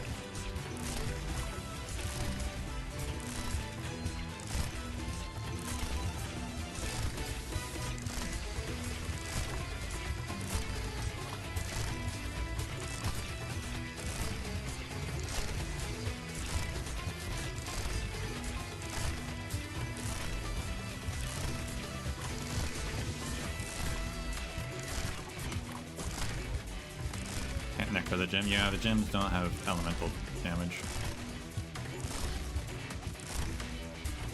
They're purely hit-based.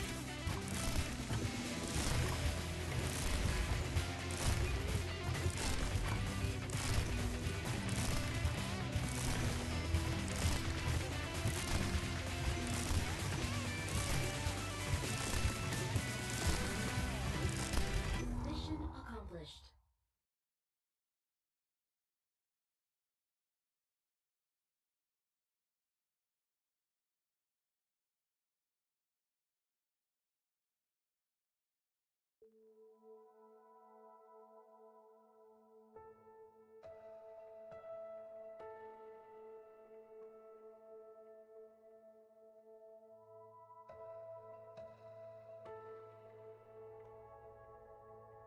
Now where did I end up this time? A waterfall.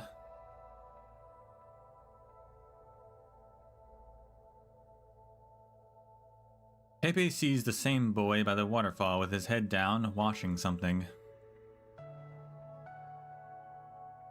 She quickens her steps in a bid to get to the boy to notice her, and realizes he has grown taller and more mature since he last saw him.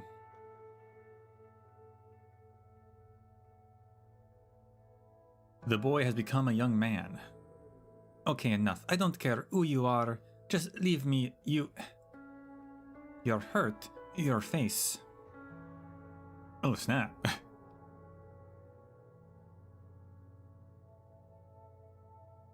I didn't think we'd actually see a little Zubair.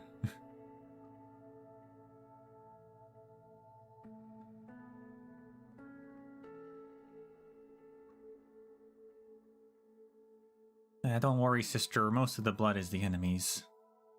The battlefield is more complicated than I expect. I guess he's a young man now. He just although he still looks pretty young.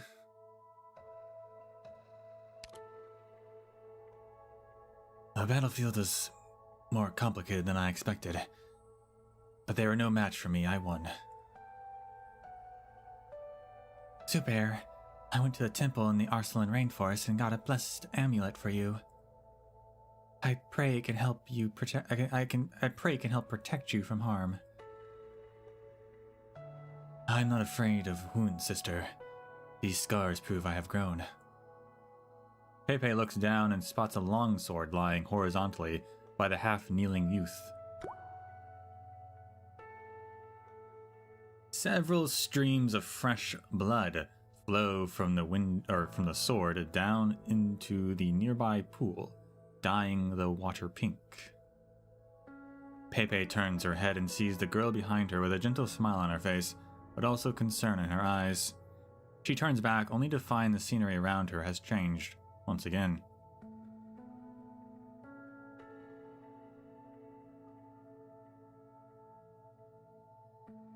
Within the rainforest, the youth holds up a dagger, turning it over as he inspects it. Congratulations. You'll be leading Father's garrison from tomorrow. This was the job you dreamed of, so why do you seem so unhappy? I don't know. This commander's dagger is too light compared to the work and suffering I went through for it. What about you, sister? Are you not glad for me? No, Zubair. I'll only be glad when you are too. The books you spent countless days and nights on. Did you find anything? Zubair, Sargon's history extends past what we can imagine, and we lack a complete record of it in our manuscripts. I plan to compile a volume that records past events that have been missed or omitted. Hopefully it will complete the account of Sargon's history. That will be a thick book. There are so many people you need to include. Father has agreed to my idea and has promised to help me. Very nice. I see we have both achieved what we wanted. Pepe watches the boy sheath his dagger as he smiles at his sister.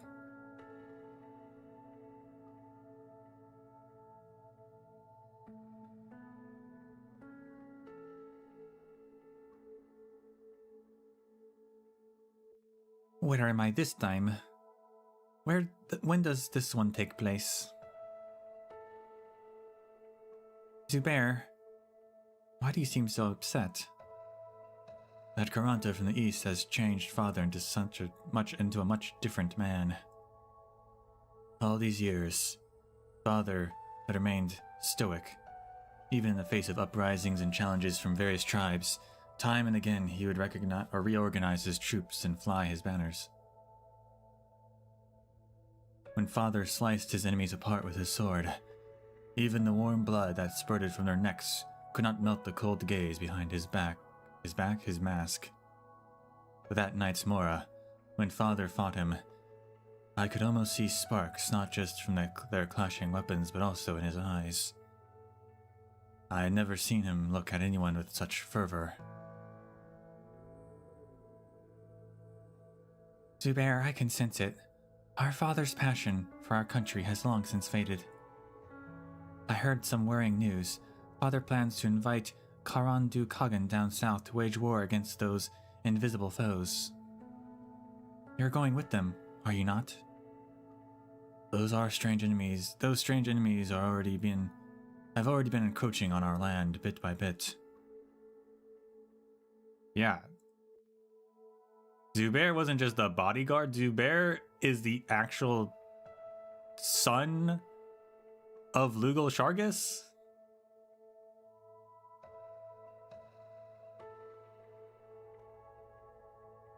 The Shah, you're both children of the Shah. As she follows the youth's gaze towards the far horizon, the distant land suddenly gets pulled right before her.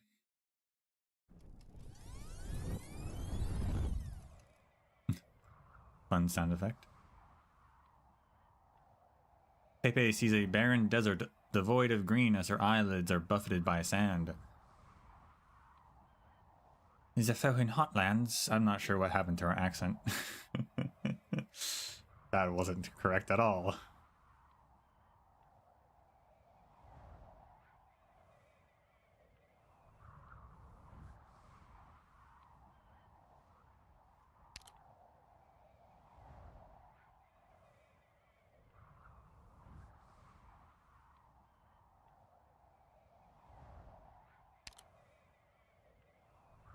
The folk in hotlands. I can't say that phrase specifically for some reason. What happened? How are you feeling, Zubair? I'm fine, sister. I'll need to remove your bandages and reapply the medicine. Bear with me. I'll be quick. It's alright. I feel no pain. How can that be? When they carried you back here, your entire body was charred. What should I do, Zubair? Father's missing, and you're the only kin I have left. Brother has taken the throne, but we do not share the same mother. Your military achievements have already made him wary. That historian, is he treating you well? Yes, with his help, the volume is already half done. Perhaps I could manage to see it complete within my lifetime. Careful not to overwork yourself. It is my promise to Father. Even if I fail to complete it, the child within me will continue my work. One day, it will recount everything that has happened here to future generations. It will be a bridge across the vastness of time, connecting the readers with those recorded over the greater river of time. I hear they plan to build a cenotaph for Father. Yes. Before he left, Father confided in me about a trove filled with the land's treasures. He instructed me to reveal its location only to the descendants of the Knights Mora. Brother will not be happy when he learns of this. Sister, you chose to record Father's every word and action to memorialize his departure, while I chose to protect everything he left behind. Father has only just left, but already war rages among the western tribes. I must go and quell their unrest. But how will you go in your current condition? A gemstone artisan from Arsalan told me he could preserve my consciousness into gemstones inscribed with special circuits. The craftsmen who created the Judean are also willing to build me a new body.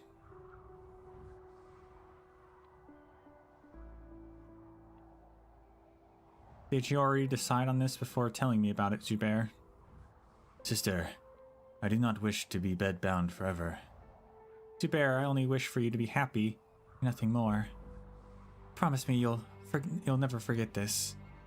I promise.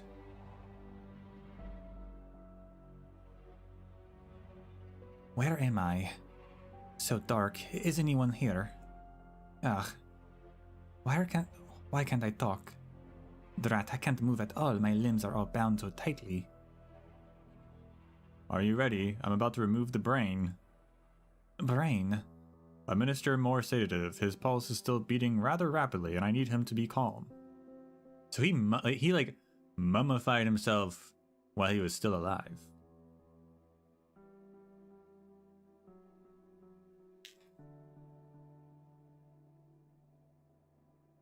Are you talking about my brain? A cover is lifted and light pours in. Pepe finds herself lying on the center of a stone platform. People around her come and go as they apply sticky, pungent medicine, tightly wrapping her body with linen, constricting her attempts at movement. Her observations are cut short when an old man walks towards her with a small knife in hand. Pepe would have panicked, but the sedative starts to take effect. She feels someone holding her head down, and a tiny blade inches towards her forehead. Is this what Zubair went through? When they transferred his consciousness, he was still alive.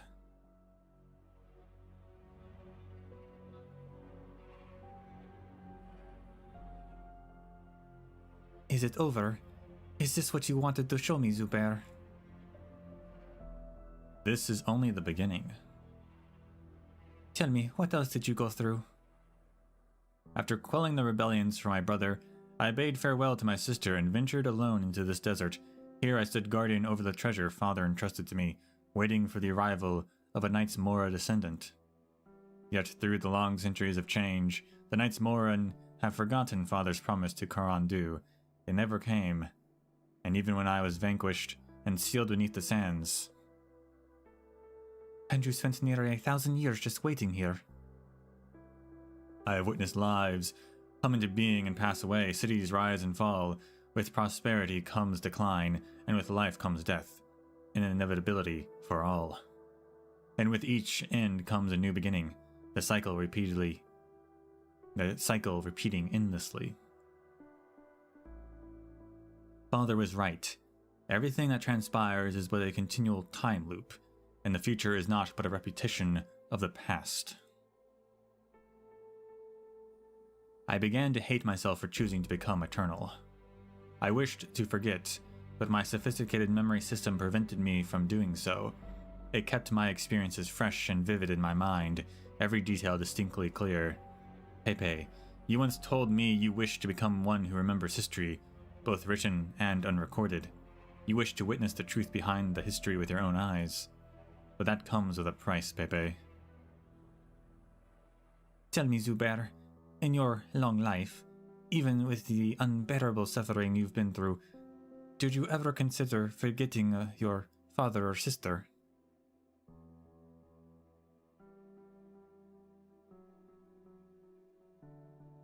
Never. That's my answer too.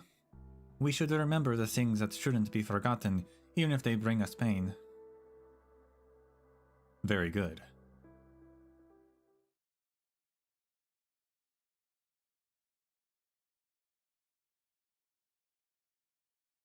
I'm back.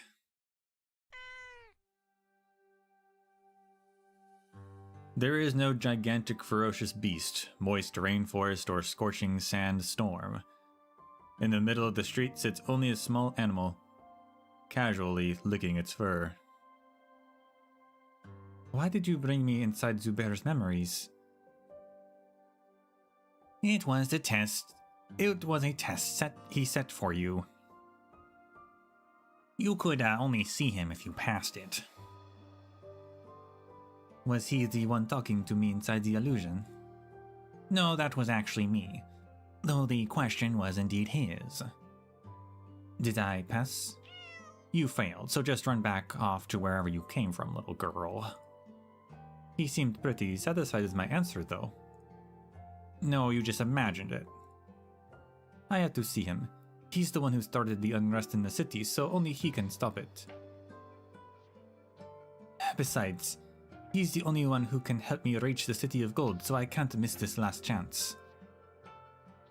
Yeah, silly girl. Do you think being the historian of Sharagata is a good thing? You serve at the hand of the Shah, and so your tongue is cut out to ensure you can never speak his secrets. You write only what the Shah wants written. You're no longer yourself, only a gilded mouthpiece. Is that what you want, foolish girl? Where did you learn all that? The City of Gold isn't a place some random animal can wander into. Foolish girl, my first human pet was Lugal Shargus' own daughter. I saw with my own eyes when the poor girl had her tongue cut out by her very brother. What? Enough, Mio. Although actually this is probably Sand Reckoner, actually. She has passed Zubair's test. Speak no more and let her pass. Or it's Wolf. 50-50. He awaits you at the second last house in the third alley from here. Remember this, once you enter, knock thrice on the left door, then push the right door open. You will see him there. The insolent cur. She didn't pass the test. Why did you tell her? She passed the test, Mio. Enough of this. She did not, if I say so. She failed. You fool, do you want this girl to release me? Our mission is complete. Let's go. Rah! Wolf grabs Mio by the scruff and disappears down the alley, leaving behind only drag marks.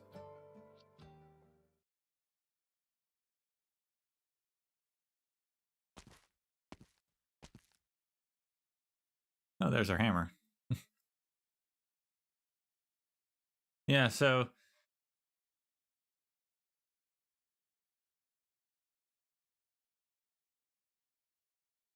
I mean, it's interesting. I guess they go to the City of Gold and they never can leave, so the next generation wouldn't know that their tongue gets cut out.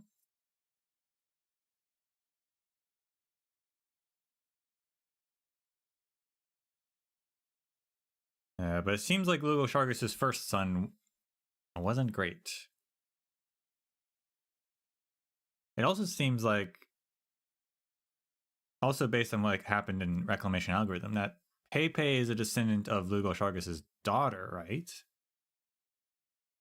If the daughter was the first historian, and the daughter even said, my child will take up the mantle and everything, and Pepe's family are the court historian family, it seems like she's a descendant of that daughter. And I'm pretty sure in Reclamation Algorithm, the hologram thing did say that she was of his blood or something like that.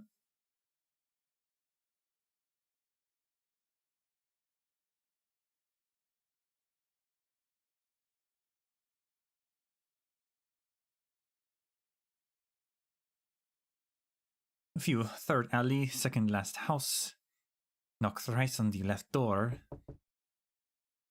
And then opens the right.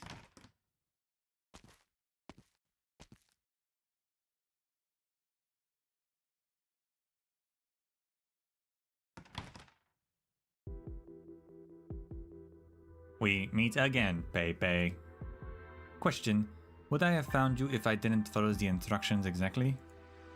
Actually, you would have found me no matter which door you opened. The key is whether you truly wish to meet me. Zubair, I've come here with a hammer. Do you intend to intimidate me with force? I can't promise you I won't use it. We don't have much time left, so just answer my questions truthfully. Ask your questions, Pepe. I will answer them faithfully. Not out of fear, but because it is my choice. Have you found the fourth gemstone? Yes, someone was keeping it safe for me. Their family passed it down through the generations, waiting for the day I would awaken and return. Did you decide to destroy the entire city the moment you got it? The whole place is in chaos because of the Jude constructs. Pepe, I apologize for what is happening to the city, but I have to do it. My duty compels me. Force the liver. We go into the night, awake and alert for duty and obligation. Are your memories related to your duties complete? Indeed. So where's the Shah's treasure trove? Right below our feet, underneath the city of Manet Khamait. You could say this city was founded by, and is prosperous because of the infinite treasures left behind by Father. When he left us, I had his cenotaph built in the deepest reach of his trove, so that it may also serve as his tomb.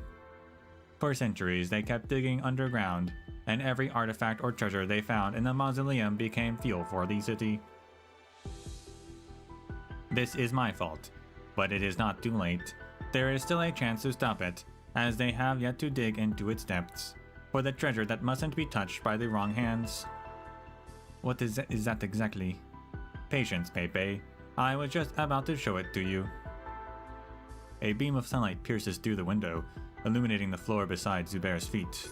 He raises his staff high, and suddenly a strong wind stirs from nowhere. The sistrum chimes as it jingles.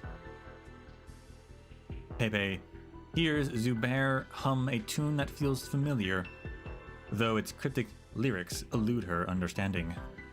She then feels the ground beneath her feet soften, and her ankles sinking into a flowing sea of sand. As Zubair finishes his tune, he plunges his staff into the ground. In an instant, sand and dust swirl wildly, enveloping them both until they vanish.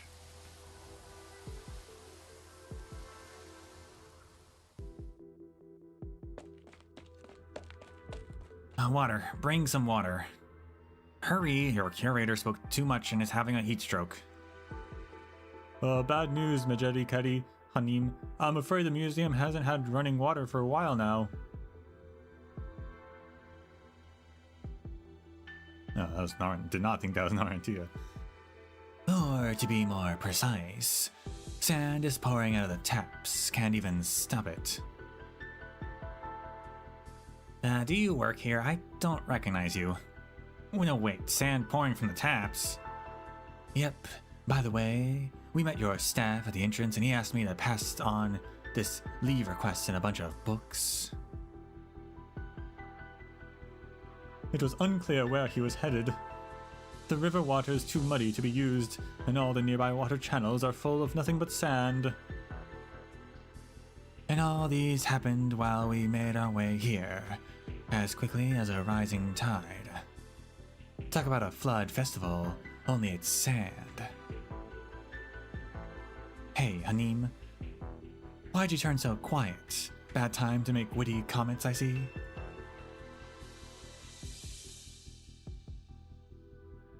Not wake up, hurry. We're going to die. You've only just realized that after everything that's happened today?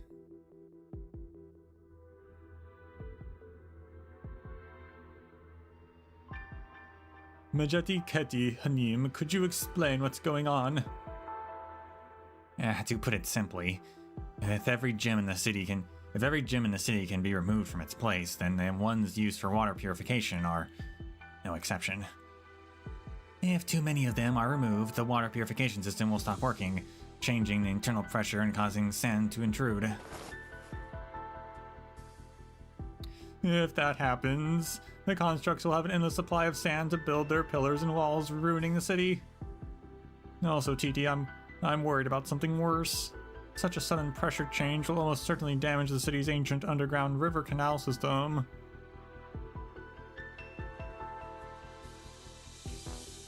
I didn't want to mention it for fear of it coming true. Now I'm really scared for this city. Go on. What happens when the underground canals are damaged?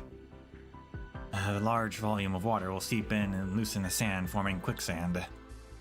The whole city will sink underground, and the modern materials the constructs can't use will be buried deep in the earth. And this is just speculation, but the constructs are building their pillars and walls for a specific reason. They're trying to recreate the way the place looked in their memories. We, along with centuries of urban landscape, will be buried beneath the sand. Ugh.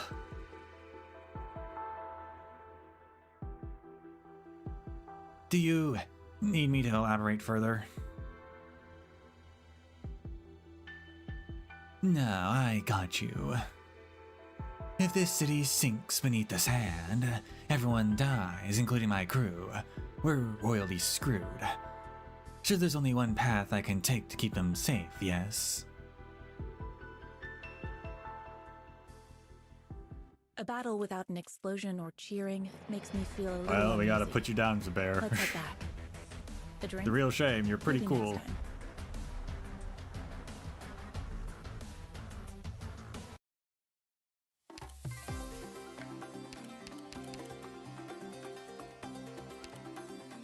Strange entities sighted amongst the jewel constructs. No one knows which exhibit they came from, but no one can miss the stone slabs that they wield.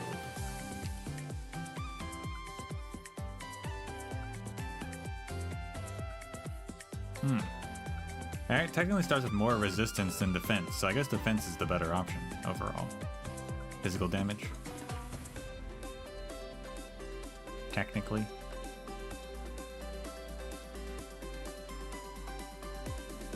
It'll take it slightly longer to max out. Although I wonder what the maximum is. Is the maximum like double S, or is it just like B, or?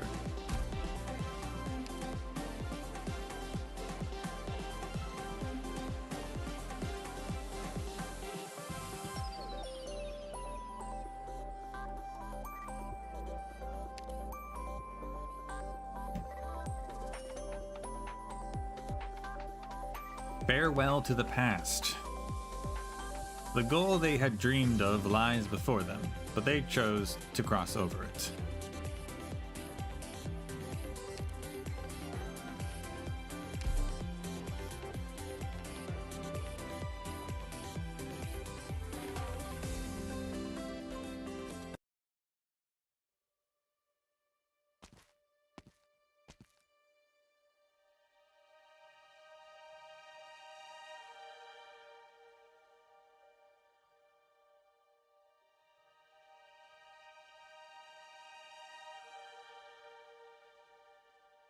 Welcome, Pepe. Is this the show's treasure trove? It looks so much like a museum. Your instincts are correct. Part of the city felt familiar even before my minions returned. I believe its architects may have been inspired by the mausoleum. What lies here, Zubair?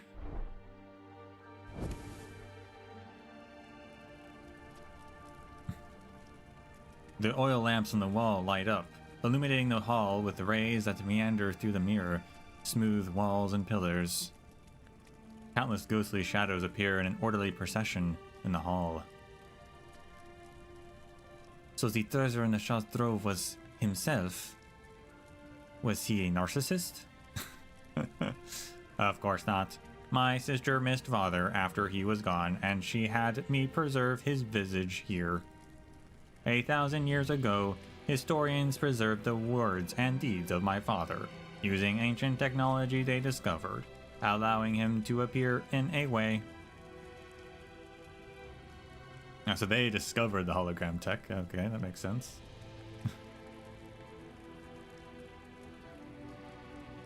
I found something similar in Arsalan. It showed me an image of the Shah in the crystal cave. I left it as such. I thought a descendant of Knights Mora would find it and follow the trail. Fair enough. You hid it too well, Zubair. No one else could have found it. I hid it. I built a massive temple on top of it. I guess it didn't stand the test of time. All I found were some ruins. But it guided you here, where you awakened me. That is the wonder of time. What seemed trivial in that time could, by the fate and coincidence, cause the puzzle pieces to fall into place perfectly. There are even images of the Shah without his mask. Arsalan wasn't the only sight. I've seen images like these. When I was little, while playing hide and seek, my brother and I stumbled upon a chamber where the dead lay in their sarcophagi. I knew I would have to come into contact with these things eventually, but it was too much for a child of my age. In my panic, I accidentally activated a mechanism, and an image of the Shah appeared. At the time, I didn't know who he was, just some ghost trying to communicate with me. He told me those sarcophagi were history buried in the sand. When those from the future dig them up, they will serve as a bridge across the vastness of time, bringing history and the present together over the great river of time. I remember the saying, "It's what father said to comfort my sister when our mother passed away." I remember what he said to my sister after she became historian. You must not let escape, but may those heroes so each history has its reverse face. So you've heard it. It was the last thing the image said. I've never forgotten.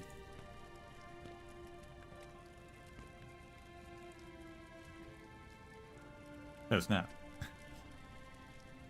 Looking up from the image of Lugal Shargus, Pepe can't help but feel a sense of absurdity. She had spent so much time wondering what the Shah's treasure trove held. Now, though, she realizes she has been chasing shadow after shadow. She holds her hammer tight, fighting back the urge to swing it and drive away the visages. But what she fears more is the notion that perhaps her family's duty and legacy are nothing more than shadows too.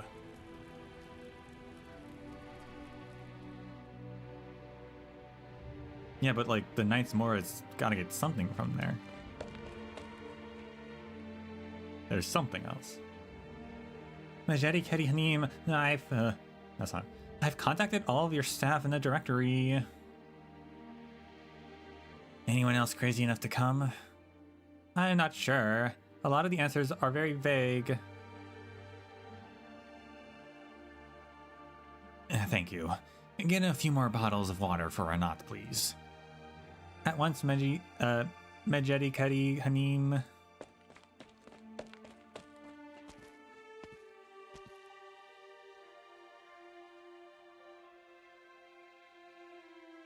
Brave souls like Ijaya and Inaja are hard to come by. We have only a couple of hours, Arnott. The best thing we could ask for them is to make a run for it outside the city. I'm sorry, TT, but I'm busy comparing the city's survey records and I don't have time to think about that. But you know why I stayed, the same reason as you.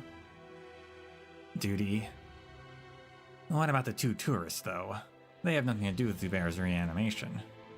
They don't even have much to do with the city, but now we're asking them to go into the sewers, do the most dangerous investigation, and try to block the sand from surging in. Which is why I must do my best so that their courage isn't wasted. I'll rub your ears. Thank you, TD, I needed that. Look, this construction logbook mentions unusual geological structures. I'll mark them down. Say, TT, I never managed to publish my research on Zubair, and no one will ever know about our explorations of the subterranean structure of the city. Will Father be disappointed that I died without leaving my name behind?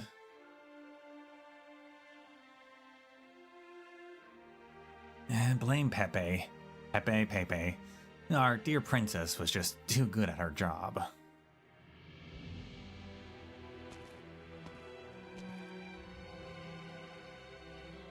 Lasvar Fundi. I apologize, esteemed overseer, but the museum is not in a position to offer hospitality during this emergency.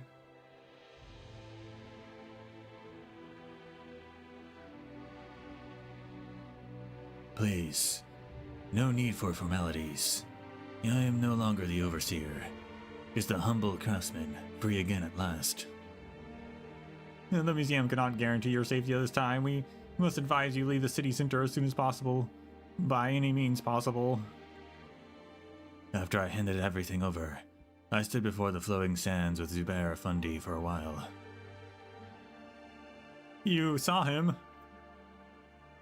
I saw him attempt to repair one clay statue after another using arts, but eventually he stopped and said to me, "Such is our duty." I understand. Our duty is what we uphold to the very end, without ever asking why. To what end, or to whatever end? What can I do to save the city?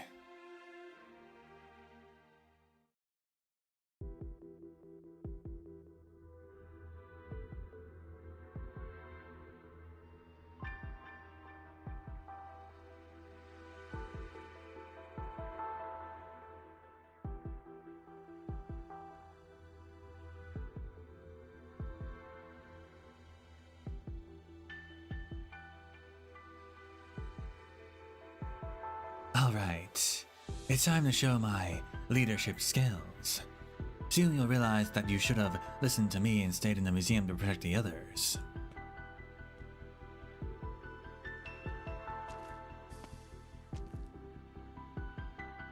We'll end up where we started if we turn left here.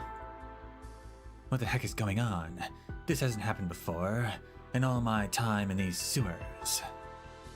Let me just say that I've never gotten lost when leading my crew. This isn't an indicator of my incompetence. I didn't say it was. Perhaps these winding passages were designed to confuse your sense of direction.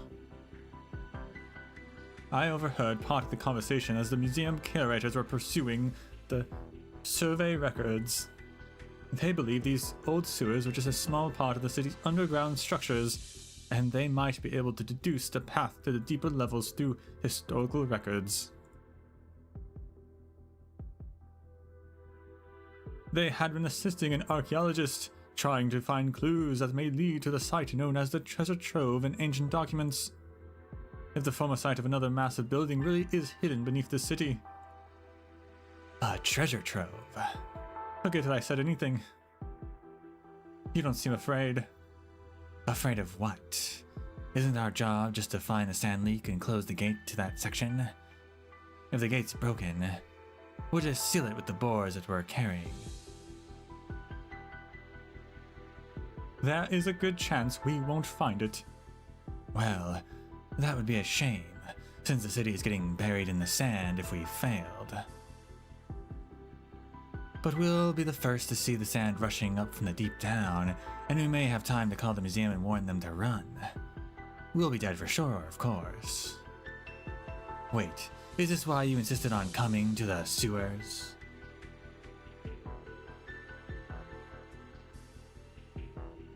Because it's dangerous, and you need to be at the front of it. Narantuya, Aspasia, do you hear me?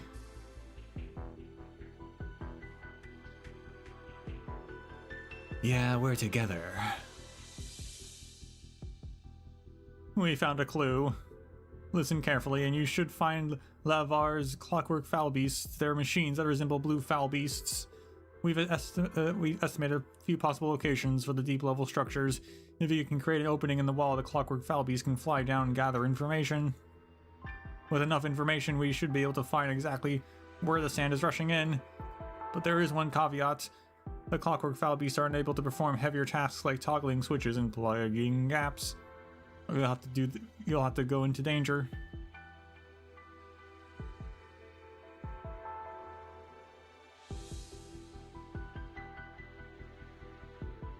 You must have seen it in the memories that I showed you. The circlet that you're wearing is the same as my sister's.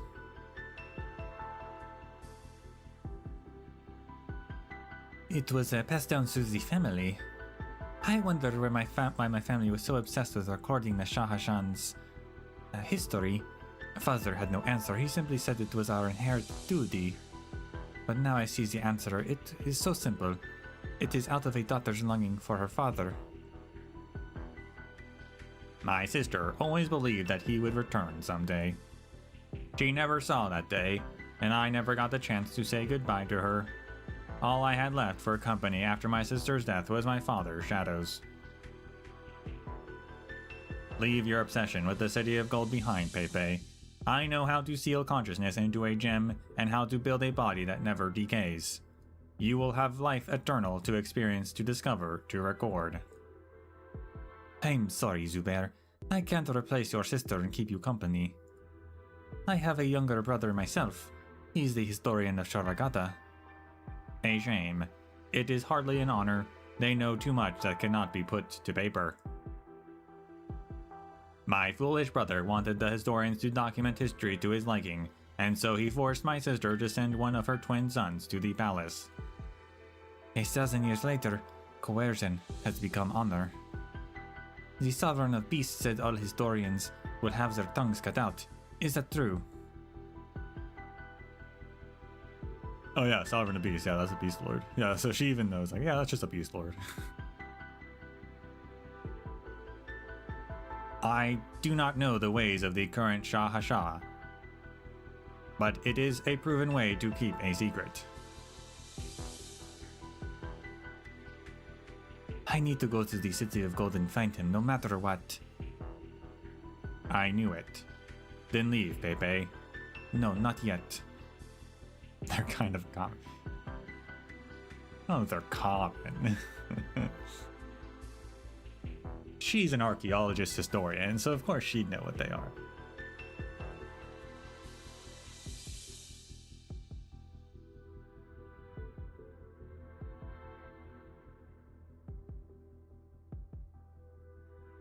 No, not yet. I can't leave the city to its fate. I can't allow the constructs to continue wreaking havoc on the city.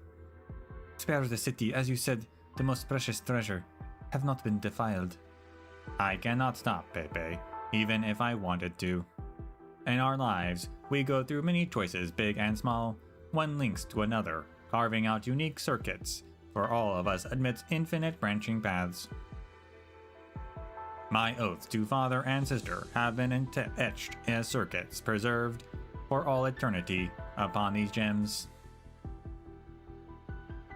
I can never defy them. Never. Then tell me how to stop the contract, Zuber. I have already told you the answer. The rest is up to you, Pepe. Catch me if you can, like the invading armies for so many centuries ago.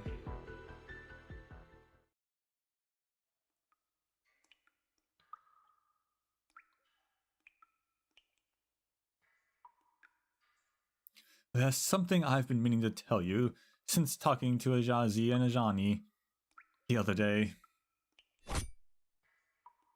Man, this is a hard rock.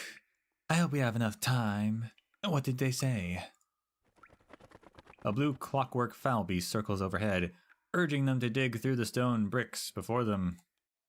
Aspasia is glad that everything is going smoothly. She has only one more task before embarking on the path. If it indeed exists. I learned why you thirst for wealth. You feel like you owe your past crew. Oh, when did they start? The night when they fled for our lives? Or the time when I gave away all the treasure? After you left. I heard many stories from Ajazi and Ajani, how they struggled to use saws properly while logging, often breaking them with brute force, how they tried their hand at bookkeeping, but messed up the records. How someone slaughtered their last burden beast with a knife, then sold the knife to buy a pot to treat everyone to a feast. Word about his cooking spread, and he opened a food stall at the market. Customers flocked to his stall till this very day. How someone wrote a novel based on their time as a desert bandit and became published in the local paper. The latest chapter features your gang traveling back in time to fight for the Shah's throne. Nice. Most of your old crew have a house and don't need to migrate with the seasons. If they fix their roots in time, they won't even leak during monsoon season. I'd say they're all doing rather well. Of course I know that. I respect you, but I don't think you owe them anything. Just as you don't have to save an entire city just to save Ajazi and Ajani. You should get out, go back to see them, and put down your burden, your duty, and start moving forward again.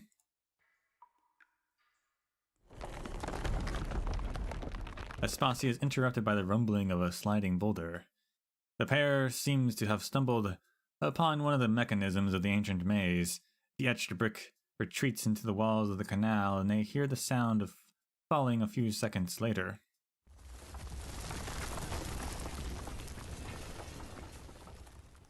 The entire wall begins to collapse, but as Anat said, what lies beyond is not sand. Pitch black darkness indicates that pitch black darkness indicates that they are staring at the interior of a massive structure. There is no path in front of them. The sound of quicksand is clearly audible from deeper in, as though there is a raging river deep in the abyss, a river from which there is no return. Well, that escalated quickly. The pair throw down their pickaxes and draw their weapons at exactly the same time. Kicking up a cloud of dust, they face off less than 10 paces apart. What are you doing? Stopping you from jumping down. Wasn't I the one who had to stop you just now? been wanting to say this. If you came to die, I can't let you go any further. I thought you would be better than those two stooges, but it turns out you need me to save you too. I told you, you don't have to carry this burden. You've got it wrong. I just want to go down and see for myself. Besides, no one can do it better than me, that's all. I want a mountain of gold, even if I didn't care about letting my crew live a better life. I'm just greedy, plain and simple. In our lives, we go through many choices, big and small. We call it duty. I prefer to call it my choice. This is who I am.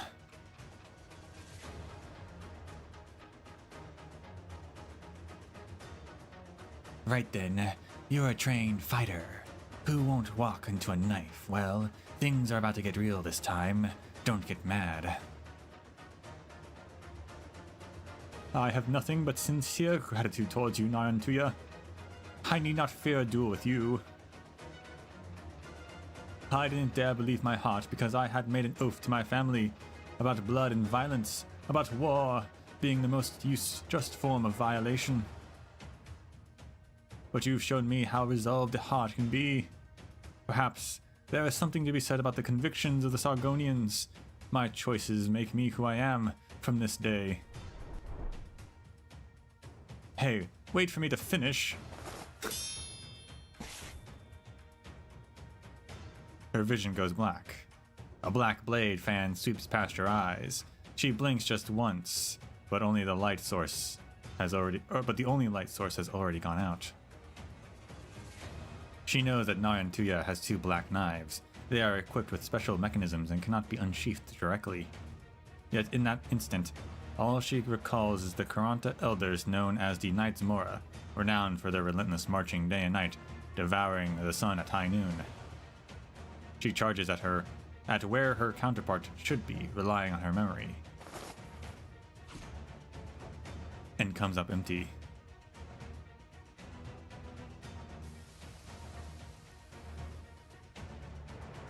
A little sleight of sand. A simple mirage of Oranginium arts.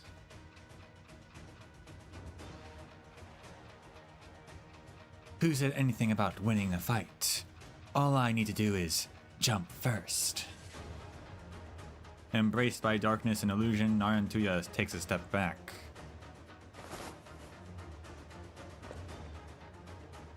Wait, Narration, this is not a fair duel. Another silver medal for you.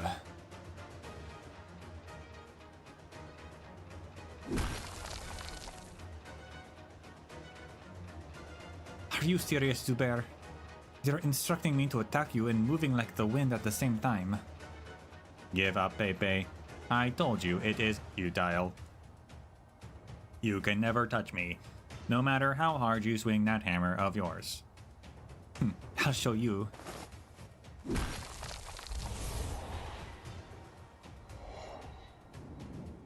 Are you trying to break the support beams to limit my movements? Again, it is futile. The broken columns and floor are quickly repaired by sand, leaving no trace of damage. Pepe goes through illusion after illusion, seeking Zubair. Whenever she catches a glimpse, however, he soon disappears behind more illusions and is once again nowhere to be seen. Focus, Pepe. Did you know, Zubair? Before I turned 14, the doctor said I was a frail girl who would never lift a heavy hammer like this. He's just the Rat King. Let's hope he's not as annoying. Quite the difference. The way you're swinging it despite your diminutive figure.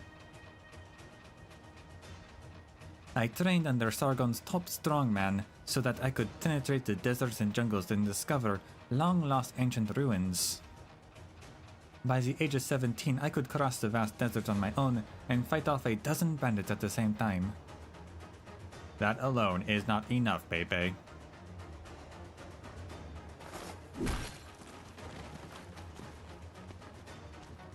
I am not trying to prove myself to you. I am just telling you, there has never been anything I couldn't do if I put my mind to it. No matter how hard, how out of reach, as long as I mean it. I can do it.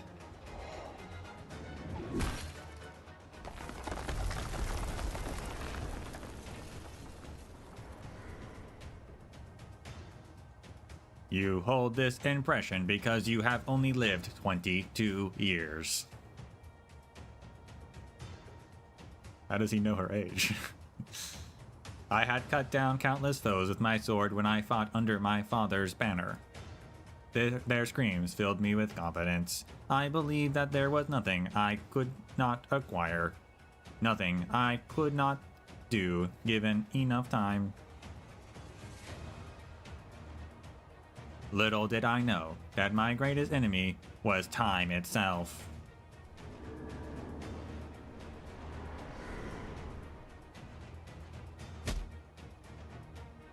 A golden flash and Pepe feels an intense pain from her ankle before she could turn around.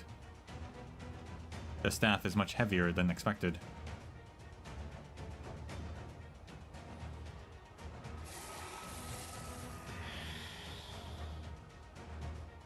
You must be faster, Pepe. It is etched upon my gem circuit that everyone who violates my father's tomb must die.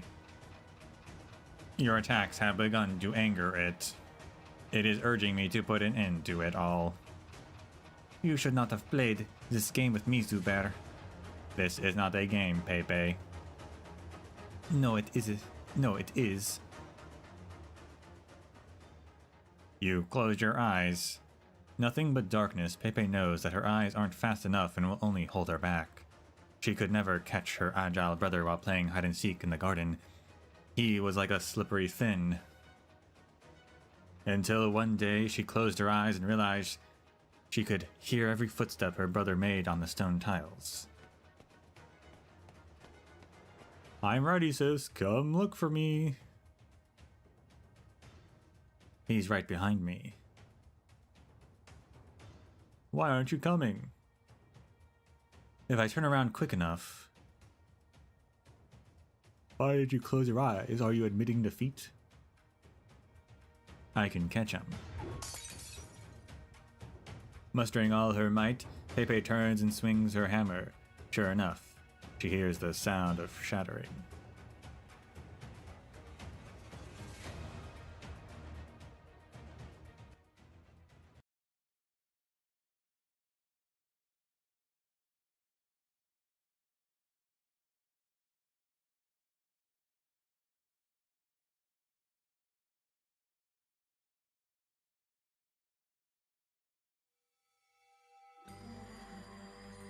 What blocks the way, I will burn through. Zuberidumu, the Timeless. He stands, an obelisk of the past behind him. The possibilities of the future await.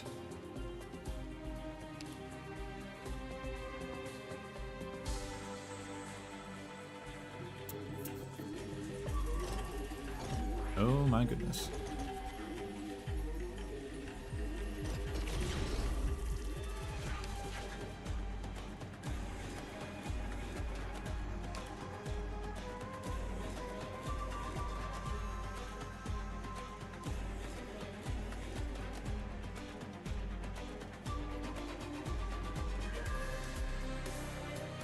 What are we doing?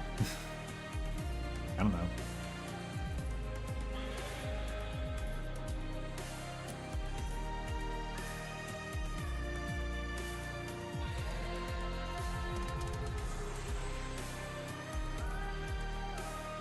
Good timing.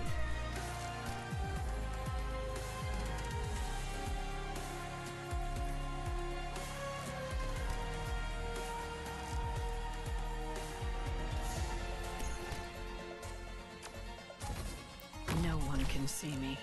Ow! He has long-range attacks? Concentrate. Get out of my home! Oh no, that other thing was doing it.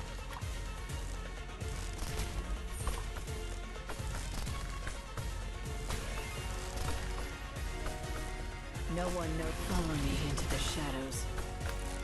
Although he does shoot crossbow. and just absorbed all those Incoming. crystals. Or maybe we broke them. Not sure.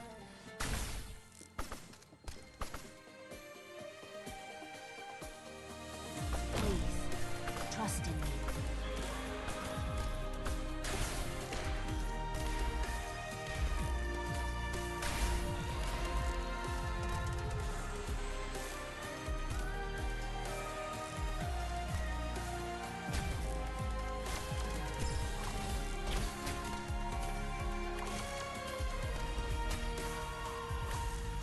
War.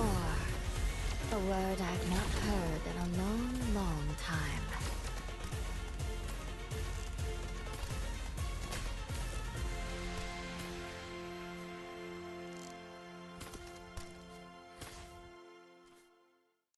Dew falls heavy, grass bends low.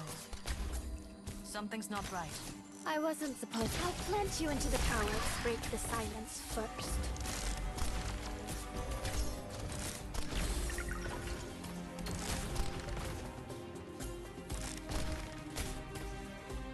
Oh, he moved.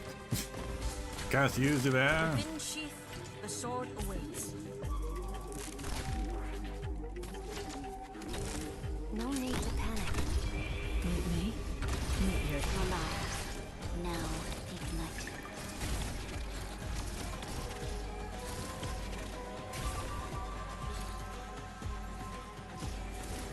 A new challenge.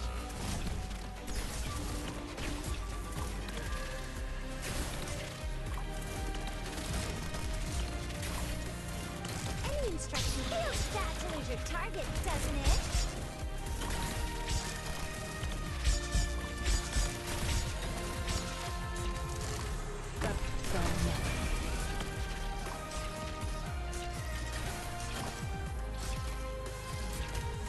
Need speed to succeed. Moving to designated location.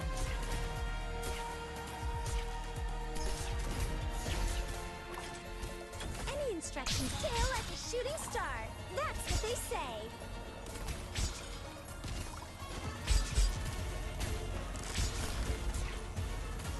I wasn't supposed clear skies for Qingyin, rain clouds for Guyu.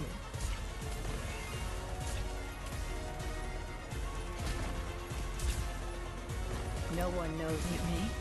Meet your death.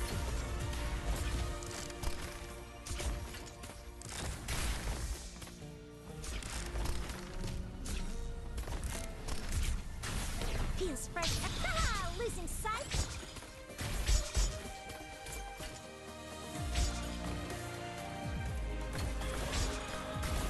Oh, that doesn't. That. Okay, that doesn't link. Okay, that. Where do you I thought that purified them. That just links them. Never mind. Not as useful for us. He's got a shield now. What the heck is he doing? Need speed to succeed. I don't like that. I don't like what's To happening. you. Feels fresh. Losing sight.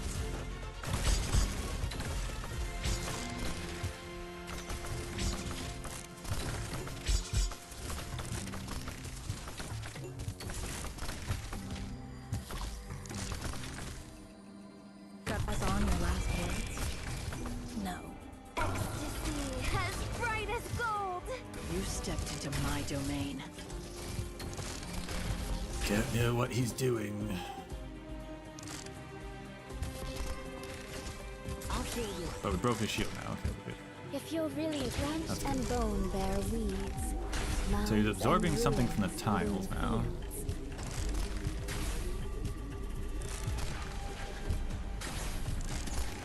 He's purifying them?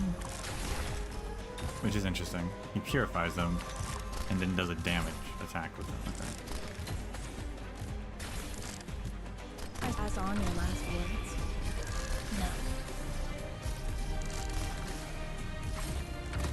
Mission accomplished.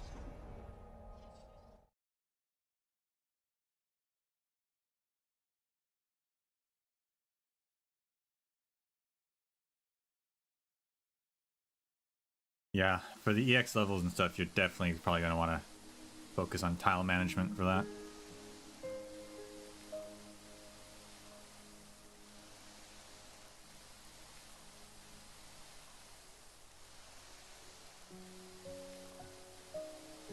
Pepe opens her eyes and sees Zubair's sistrum, inches away from breaking her neck in half. Meanwhile, her hammer is pressed against Zubair's chest, leaving a long crack in the gym of his chest. Congratulations, Pepe. You did it. I could never beat my big sister when playing hide and seek. Some things never change, even after so many centuries.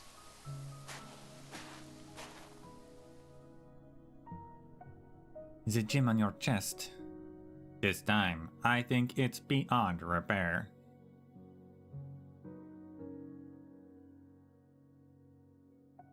Imagine being a centuries-old cyborg who's like conquered in half the entire world and then gets killed by some random cat girl. What will happen to you if it's completely shattered?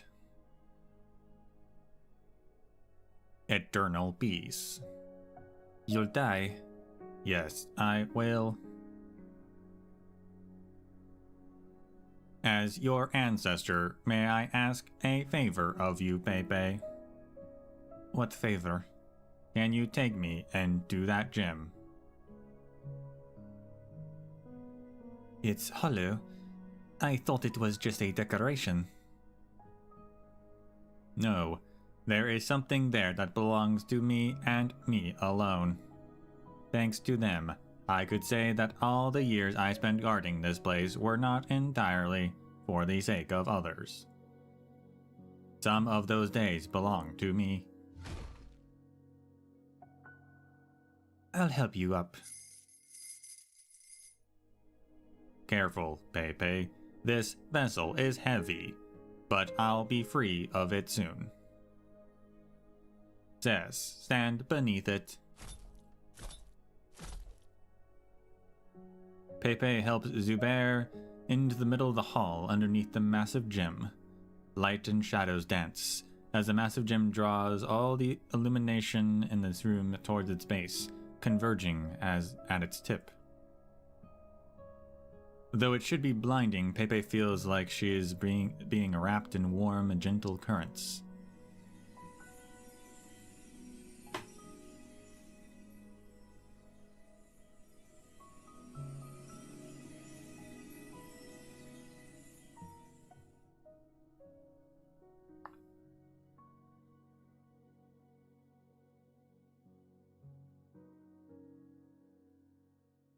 I see it, young knights Mora. This is your own dream.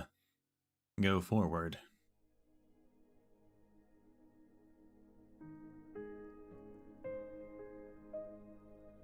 Huh. This feels familiar, as if the Beckbeast is stepping on my head again.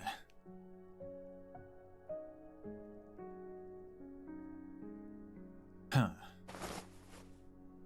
Hey, Anoct, where am I? Aspasia, do you hear me? Should have known, the comm's broken. He sits up underneath a black Beckbeast statue. The sound of water flowing echoes through the empty hall. A massive crystal hangs from the dome, and its light reveals numerous images of people, like reflections in water. Isn't that the shadow I was chasing by the river the other night? Are these shadows what the people of the city see year after year? One of the figures stops before her. Narantuya seems to recognize the red hair and haughty demeanor of the figure looking down at her. The figure turns around and walks through a closed door at the end of the hall.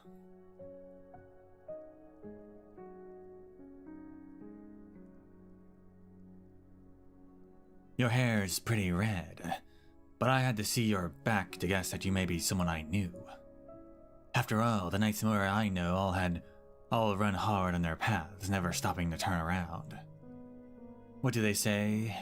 May those who need them find them as its waters rise. You're the shadows that only appear when the water rises, aren't you?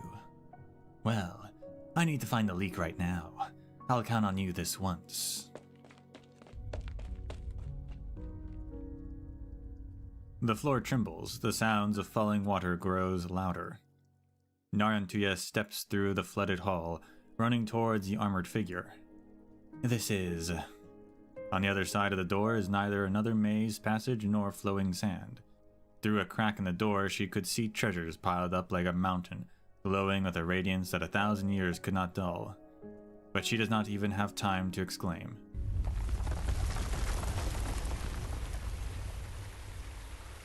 A massive fissure appears on the floor, and the entire underground structure of the city trembles violently.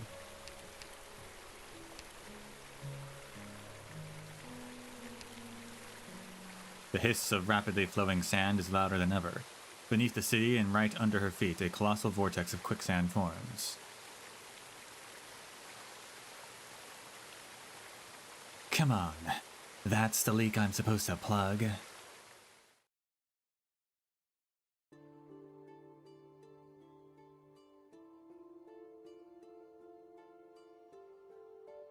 I never thought the insides of this large gem would be anything like this. Do you see the platform in the middle? It may be hard to see, but it's there in the center. It's dazzling, but should I be able to feel my way? Ouch.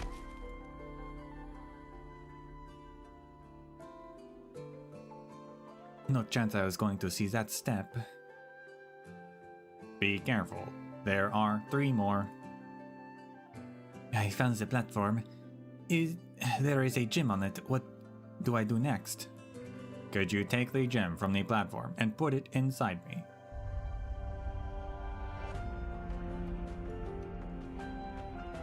Water seeping in. The structural integrity of the trove has been compromised by quicksand. River water is gushing in. That means this place will soon be submerged. The river will wash away all. Place the gem in my chest. What does the last gem represent? Emotions. It is my emotions. The centuries of solitude proved too hard to endure. And I had to part ways with most of my emotions. Your gem is broken. Putting this in won't help. I know. I just want to depart this realm as a human. You have always been a human. Ah, thank you. About the City of Gold. There was something that I wanted to tell you. Go on.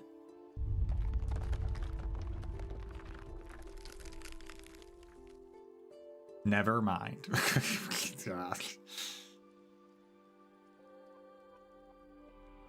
Huh.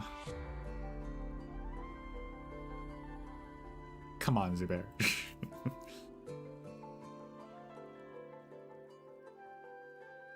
Zubair. Let go, Pepe. You must let me go.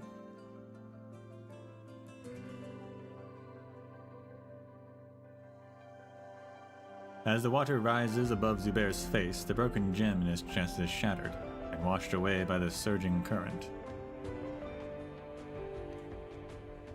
His chest grows empty, but his eyes are filled with contentment.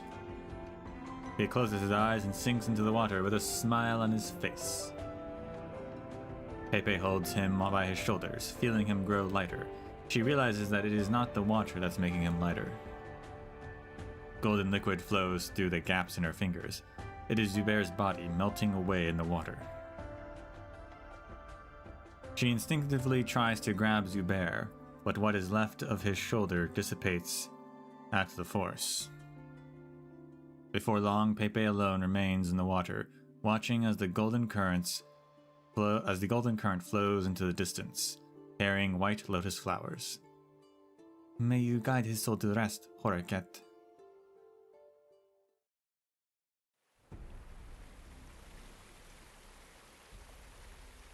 Water pours down. Narrantuya remembers trying to catch an entire rain with the bottles in her pack when she was little. Later, she learned that rain and drought are simply part of the cycle of life. Her tribe migrates with the weather atop their burden beasts. They cannot and need not carry so much water in their bags. Another tremor sends the structure beneath her feet, close to collapsing. Beyond the sturdy door of the trove, gold coins clatter against each other. Their alluring clink echoing the sound of her dreams.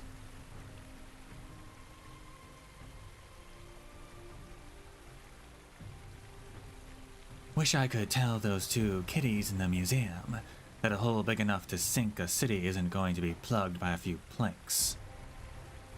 Narantuya remembers how she dreamed about it. If she truly owned a medal or a mountain of gold, real gold, not the gilded iron ingots that the Lord Emirs smelt, or the empty checks they write, the first thing she would do is dance on top of it. That way, all the treasure will be captivated by her and never leave her again. Well then, let's dance. Narantuya backs off a little and lifts a black beck beast statue. Then she charges at the seemingly indestructible door. Open up. Huh? Slowly the door opens to her shout, and she glimpses a corner of the mountain of gold through the gap. The mountain of gold begins to collapse as the structure tilts further and further. Treasures beyond reckoning spill out, further widening the fissure as they crash onto the floor.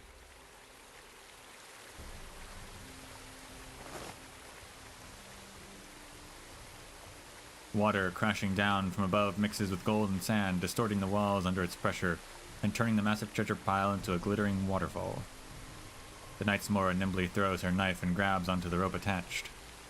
Like an elegant dancer, she swings through the air, watching as the mountain of gold cascades into this shimmering deluge. She throws her head back and laughs. It's not quite how I envisioned it, but I knew I wasn't delusional.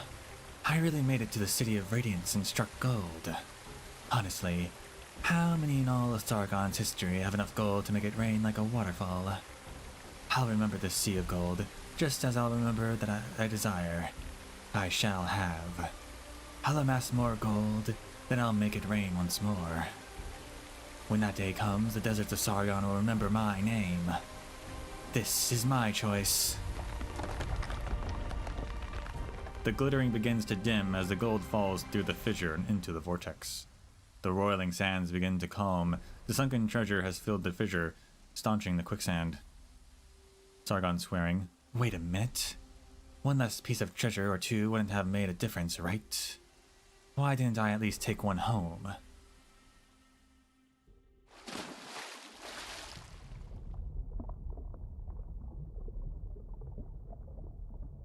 But like...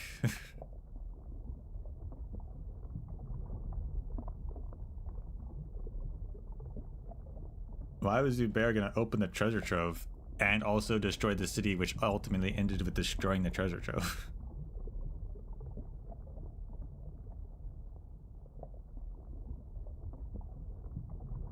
Goodbye, Zubair. Huh. So the treasure trove collapsed when its guardian died. Makes sense. So where am I? And how am I supposed to swim myself out when you've gone with the water? No. Water pressure at her chest presses at her chest, rising above her eyes while still gently whirling, dragging her ever deeper. She feels everything grow dark around her. Then someone grabs her hand.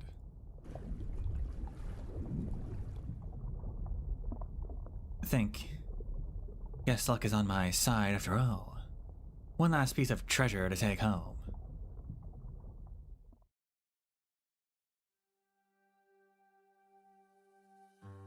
Has it stopped?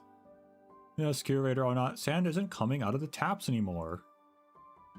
Neither is water. Yeah, maybe it's just clogged, maybe things... Don't worry, the jewel constructs have stopped moving. No sign of energy from the oranginium circuits. It may never wake up again. You were carrying that little pet of yours? I trust Pepe. Well, we've done what we could. The chaos in the city has indeed stopped, but we can't be sure it is over for good. Yes, we're We are still anxious. We all owe your friend a great debt of gratitude. I promise that I will honor her deeds and pay pays in my report, and that their names will be known throughout the city of Radiance and memorialized in the history books for prosperity.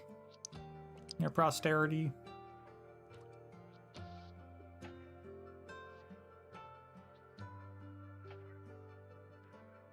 I mean, it's 50-50. It could be either of them. I don't mind being known throughout the city, but I'd rather not be immortalized in the history books until I'm actually dead.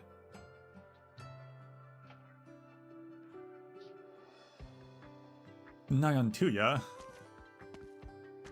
Hey, give me a hand with this girl here. Pepe? She probably would have been done for if I hadn't come across her while swimming out. I kept swimming up and ended up here. You look awful. Where's Zubair? Pepe turns her gaze to the pool next to her. May you guide his soul to rest, Horaket. Let time flow for him again. Let all of us move forward once more. Hey, I almost drowned. Of course my face and lips are going to be a little blue. Never mind that. Let me see my accomplishments. The sand's gone from the city, right? And the water's clean now. Right now?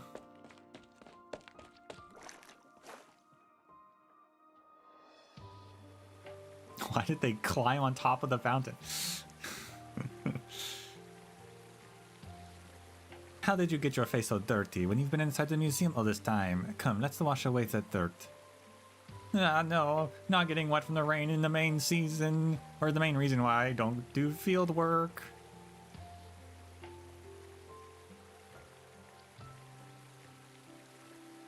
Looks like I saved quite a few lives today. But I guess none of these kitties are competent enough to be my subordinate.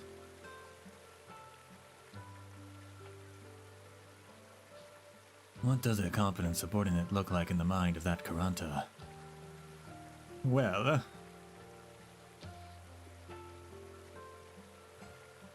See, I told you Narantuya would be fine. She wouldn't have just left us here. Sit down, Ajani. That fountain's shaky and it'll fall over if we both stand up at the same time. It's my turn to stand up now. Perhaps someone who fears nothing like herself. You too, Titi. It's such a fine and sunny day, isn't it?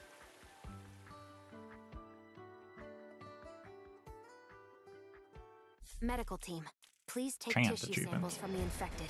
We need to see the composition of the infection in this area.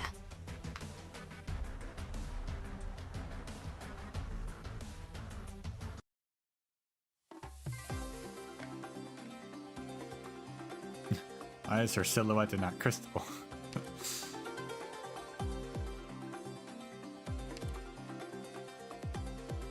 Crossroads, new journey, eager to go.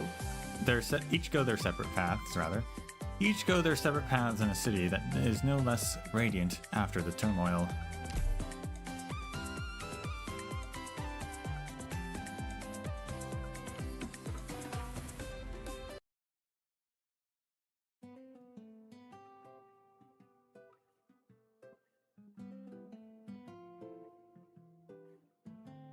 What a shame that my garden was only half ruined. This is my opportunity to give it a makeover, but the remaining sculptures and plants got in the way. Repairs almost complete though. Would you like to visit? Oh, I appreciate the offer, but I'm afraid I must decline for the time being. My gem collection is in disarray, and I need to have each piece appraised individually to restore my centuries-old collection.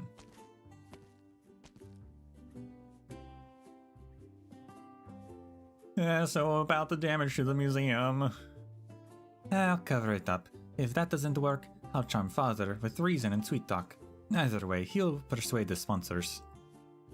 Yeah, and if the museum's special... Yeah, and the museum's special new collection? Don't worry, I'll explain it in my letter. I don't think Father will allow you to display the ancient architecture that the jewel constructs created, though. Yeah, I understand. The first duty of the museum is not to display history, but to preserve it, and that includes ensuring that what should remain unseen remains unseen.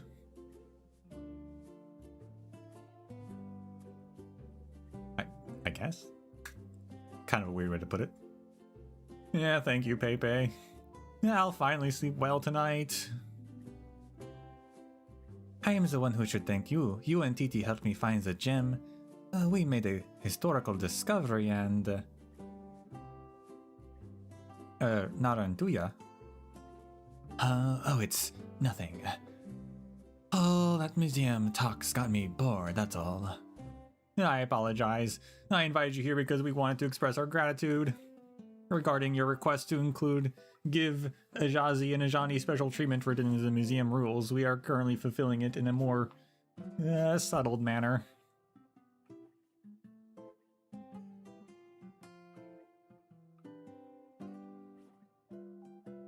What are those? Some kind of clay figurine? No, 2 new members of the museum staff.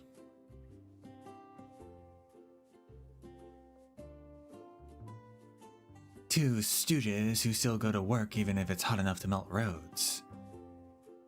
I instructed everyone to take good care of them before resigning my post as acting curator.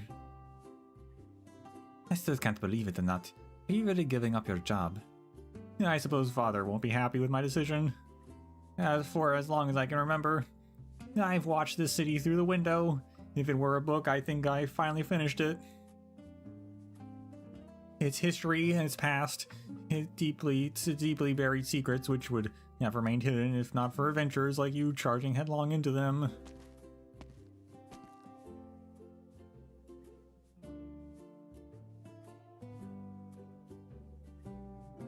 Amazing, isn't it? It's only been 2 days, but the city's already mostly restored to its former state. That's very impressive.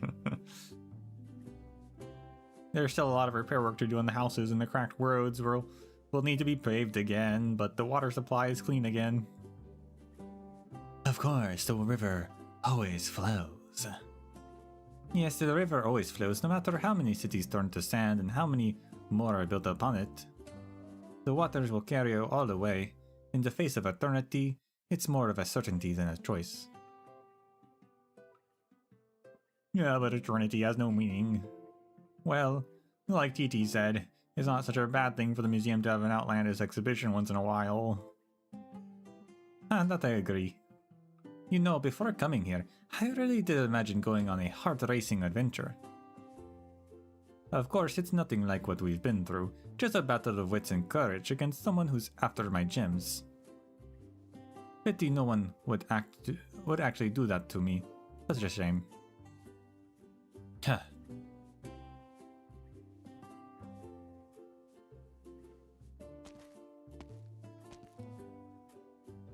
Actually, there's one more thing I'd like to ask Pepe. You know, I'm a huge fan of Dr. Erickson's. Now that my research on Zubair is scrapped, I want to see other places on Terra just like Dr. Erickson did. I want to compile what I see in letters and send them to him. I want to become pen pals with him. I don't think you just do that, I think you have to ask. Hey, that's a good reason to leave the museum. But you faint from heat stroke just by standing too long at the city garden.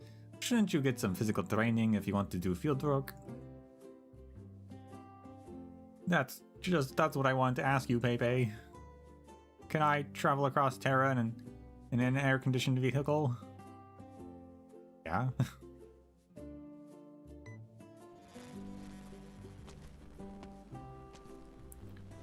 Sorry, Narantuya, we wanted to go further with you before saying goodbye, but we can't be skipping work if we're aiming for Employee of the Month at the museum.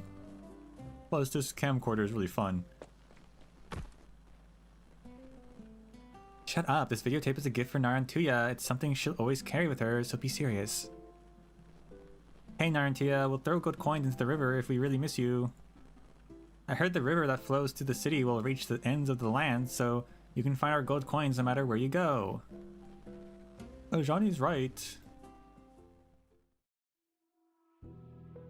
That's cute that that's cute that they got to keep their job.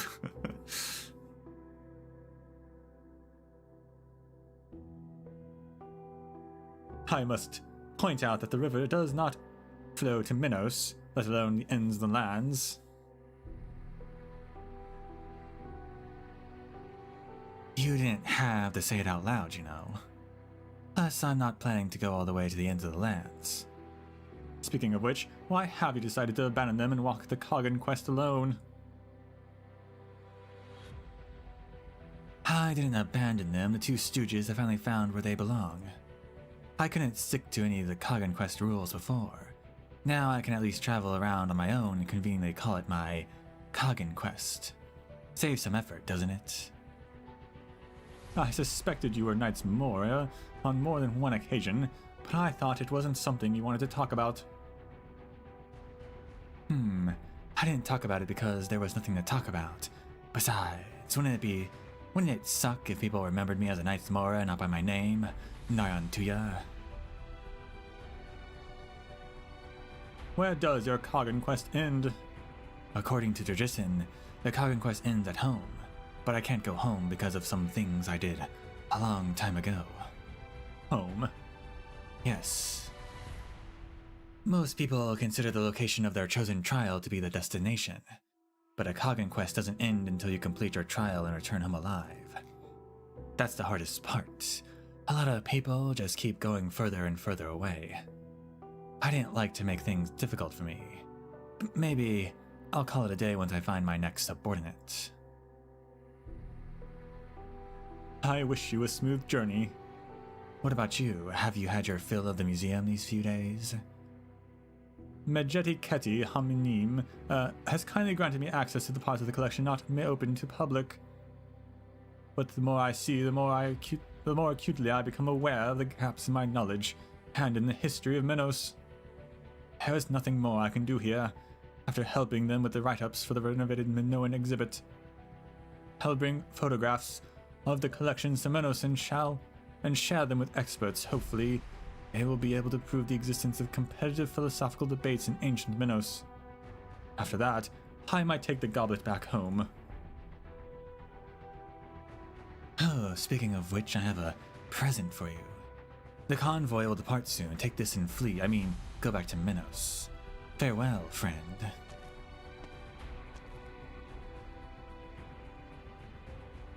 Narantuya turns around and, with confident strides, walks away from the setting sun. As anticipated, she hears Aspasia's exclamation a moment later.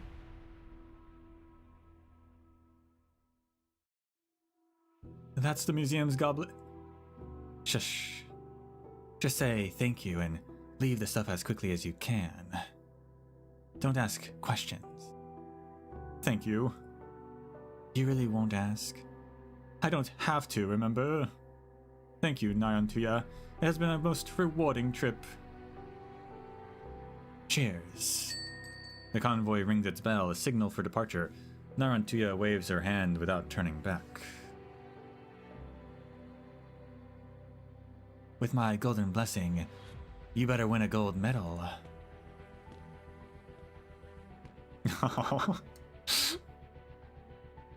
Speaking of rewards, a whole month of hard work and all I had to show for it was that goblet. I guess there's something else too. I don't remember. It's okay. It's my choice. I chose this. It's just a cup made of gold. There must be so many more waiting for me.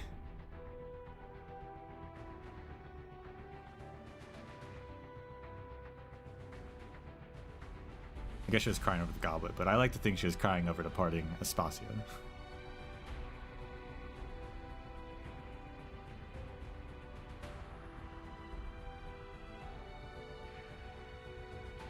Lazar, won't you let me perform it for you just this once before you leave?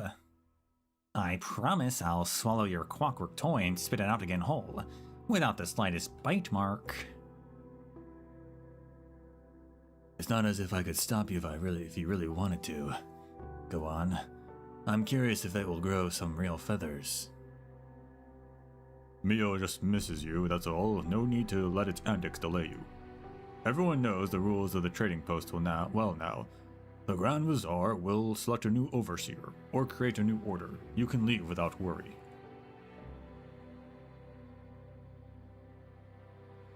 Do you really feel reluctant to part even when your existence is practically eternal?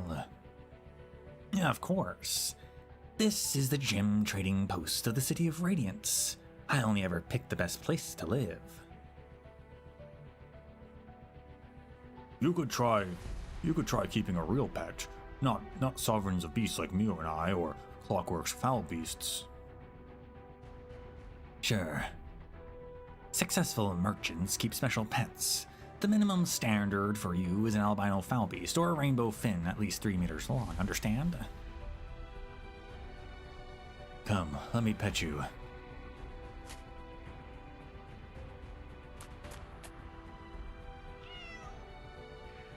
Seemingly reluctant, Mio jumps onto the table in front of the human, lowers its head and tucks its tail.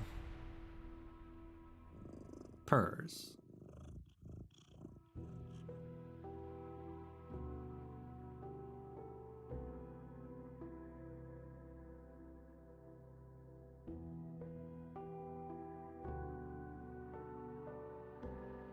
Farewell, little human.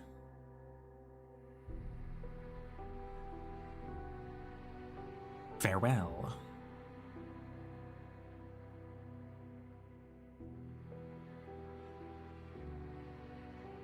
Sometime later, it opens its eyes again, certain that no one is watching. Its shadow grows to a size far exceeding that of a regular cloud beast. Are you still here, then?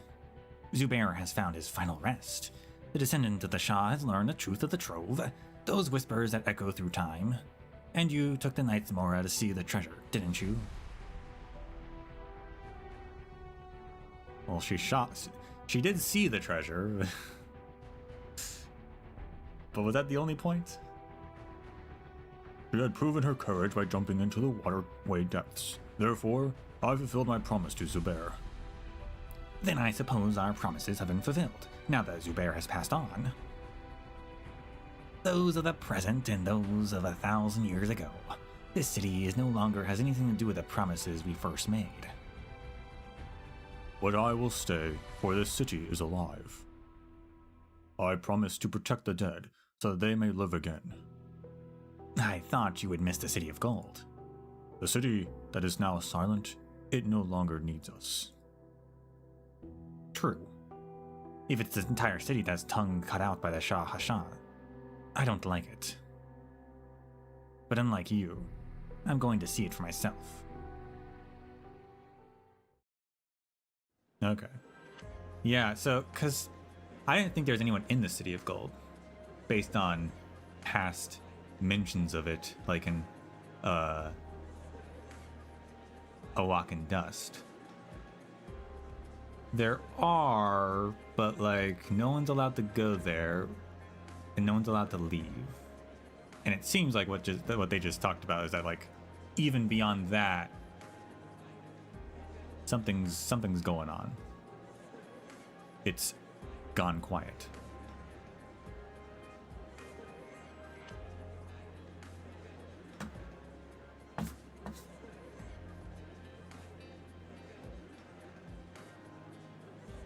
Alright, give me the list of sponsors to visit. Take inventory of these collections. I'll arrange repairs later. Hold on. Don't send these to the natural exhibits. It's not amber. Didn't you see the fragment of jewel construct inside? Set this aside. Consider it part of my personal collection.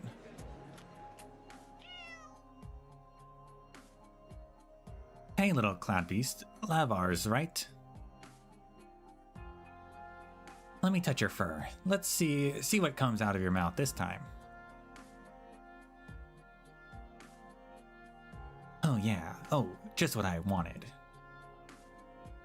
What? Yes, I'm talking. I've designated you as my keeper, understood?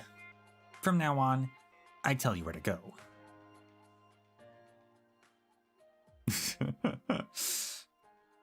He does have human pets. That's he wasn't lying. 6 months later, by the way. But that's good. If he's going to the city and Pepe's going to the city, that means Medjeti Keti is going to the city. Means we'll see her again. Hopefully.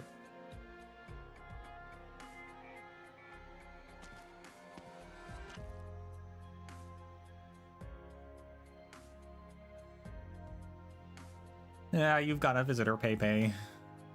One moment, just writing the concluding remarks. You've been getting an endless stream of visitors since our essay on Zubair caught the attention of academia and media. I can't decline the requests if they're bothering you. Or I could do that, actually. No, it's okay, I can meet them.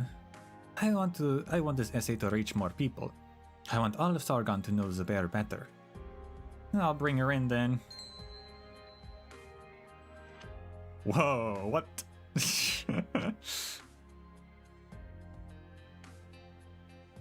Another manticore? Your steps are right, Hamanafandi. I heard the rattling of your accessories, but not a single footstep. She's pretty cool. Her tail's pretty cool. The like, armor on it and stuff, that's cool.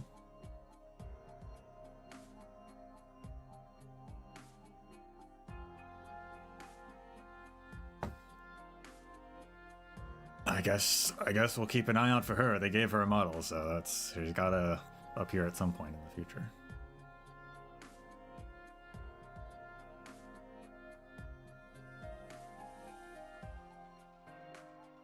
Oh, the honored house of historians. The heir not chosen. Pardon me, but I apologize for not introducing myself sooner. I am the herald of the Shahan Shah. I hereby convey to His Majesty of the Shah Hashan's gratitude and appreciation for your invaluable contributions to the history of Sargon. I also bring forth the Shah Hashan's decree. Well, her tongue wasn't cut out. The city's not completely silent.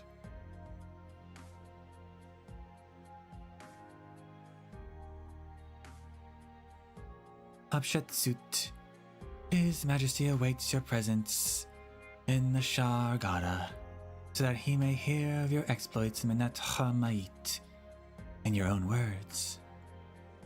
Kindly make ready and depart without delay. His Majesty eagerly anticipates your arrival. She had very yellow hair. Golden, you might say. So, next Pepe event is gonna be in the Golden City, which is kind of cool. A lot of good NPC designs this event, gotta say.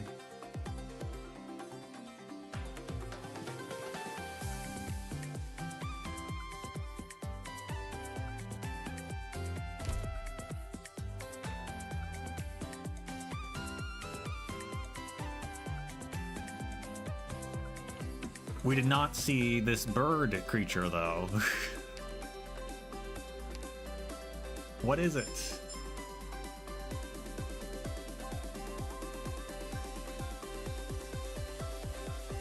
Next event's probably her saving her brother? Yeah, I guess so.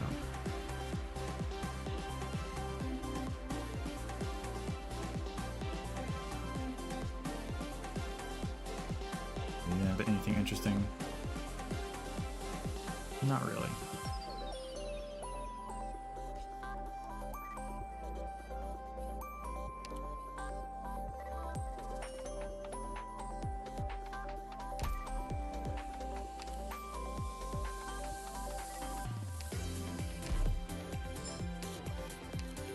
The event was, however, not as comedic as I thought it was going to be, based on the trailers. All the trailers were so comedic, but it wasn't actually that funny.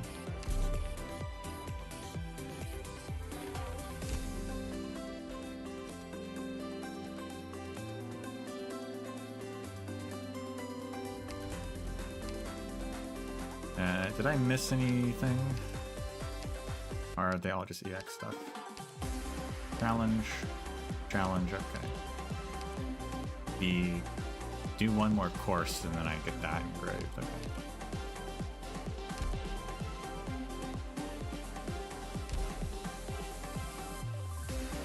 okay. The little bluebirds up the summit. I mean the left ostrich-like creature.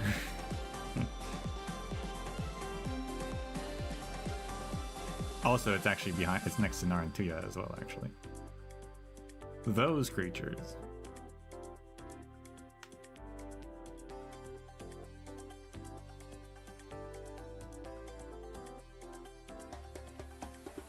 We didn't see those at all.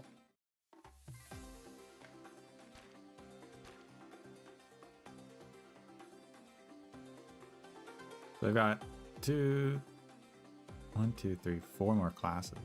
Guess we'll do this last one since there's an achievement. Do that. All right now.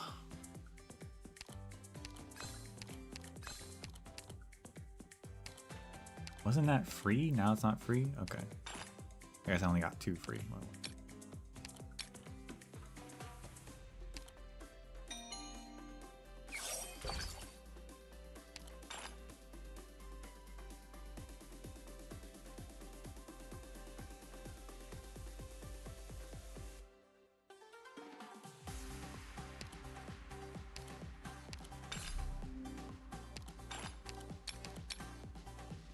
Well, oh, we lost.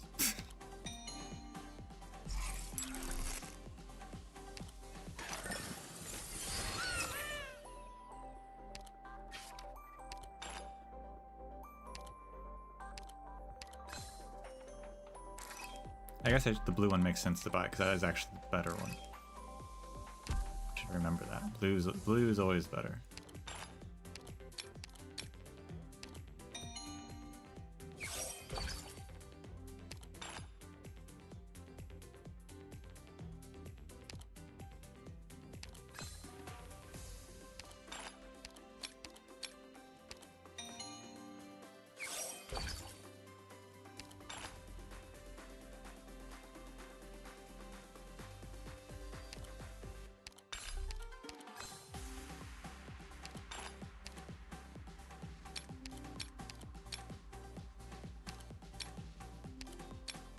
Yeah, that works.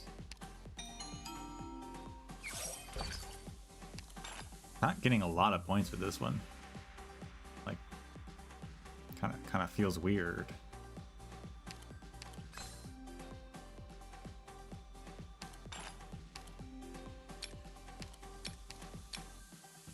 Eight, 3, 9. It is better to go that direction. That's fine.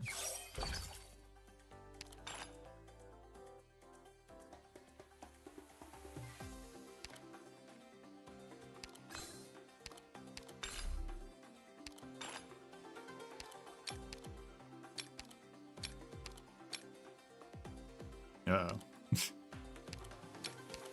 How could I possibly lose? What? I guess I needed to refresh it. Because it was only selling red ones. I guess I should have refreshed it. Oh my goodness.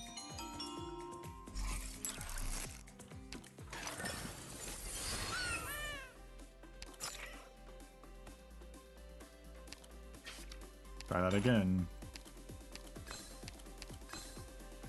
Wait. That's... I can't even use that. Okay. Can't even use that. No, end that. Okay, I gotta refresh.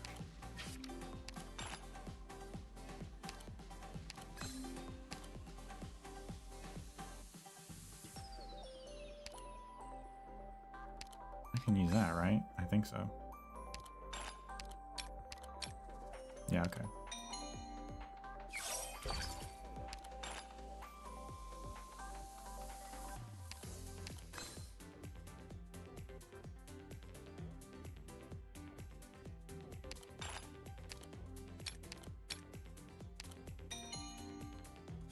This is a much better opening.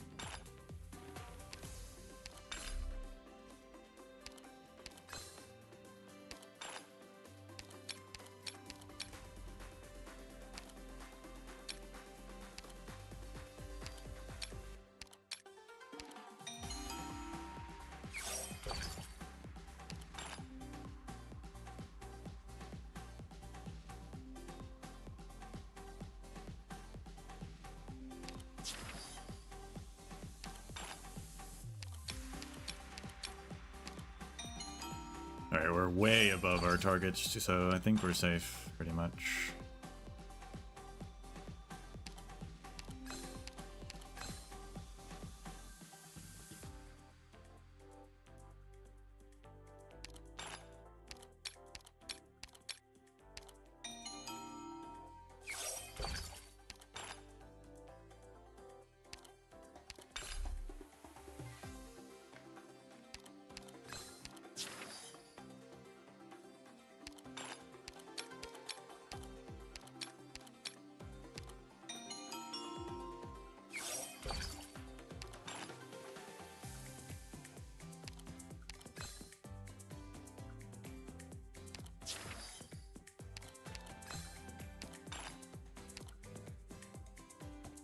Oh, what happened to that one? That one changed. What? Whatever. Still have enough points. Okay.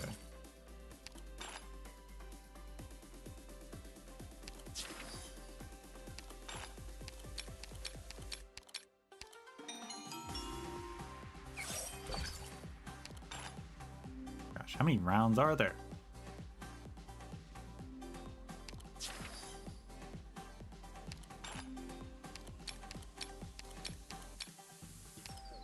$12? Oh my goodness.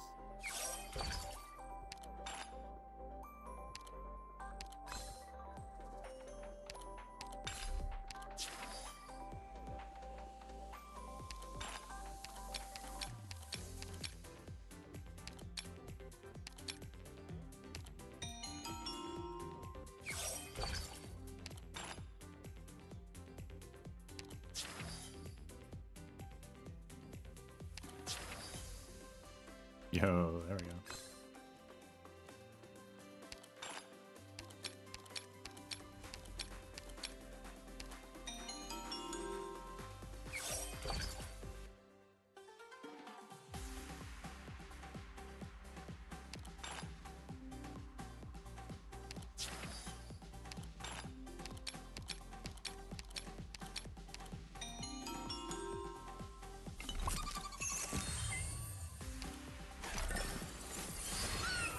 Perfect.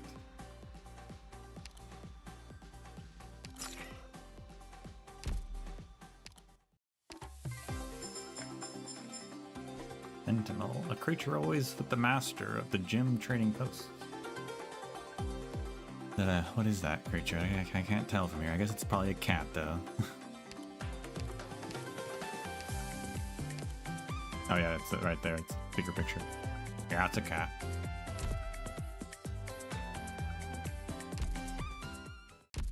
Have you been doing well lately, Doctor?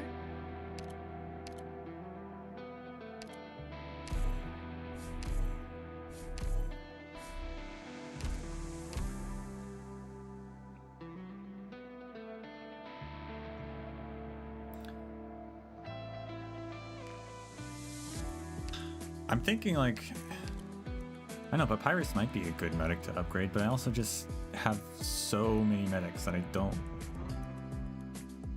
that are already really good, so I don't see the point in using anyone else. But like, she actually seems like could be good medic.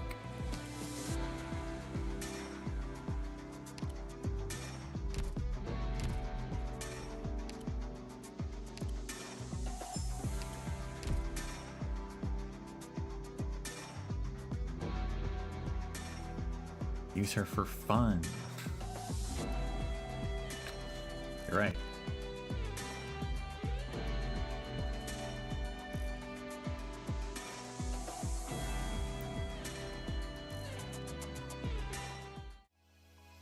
Although I'd say I'd use characters that I like for fun, and honestly, I'm not a huge fan of her design.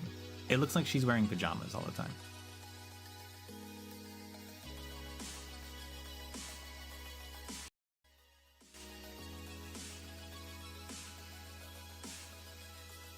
Which I guess technically I have operators with skins like that, but still.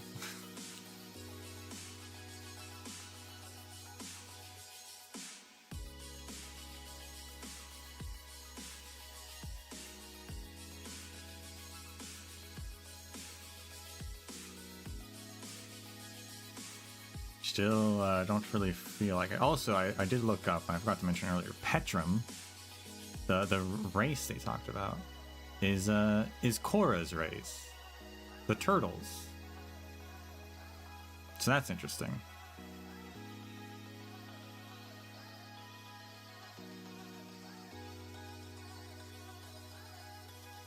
I guess they are rare, considering we've only seen one of them, so I guess that checks out.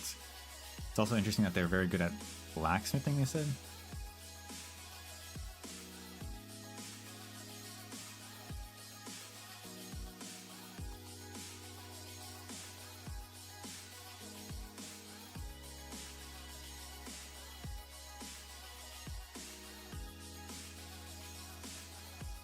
Maybe we'll get more Petrum lore at some point.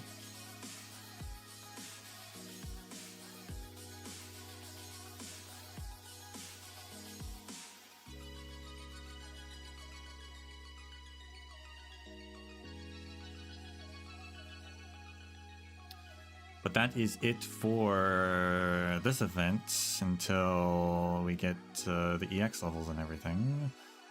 Tomorrow starts Honkai Star Rail.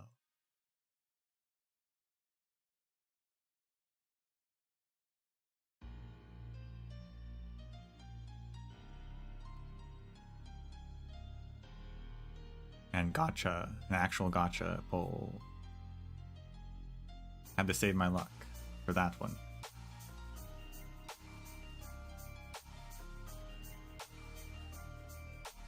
And I believe most likely the return of book reading.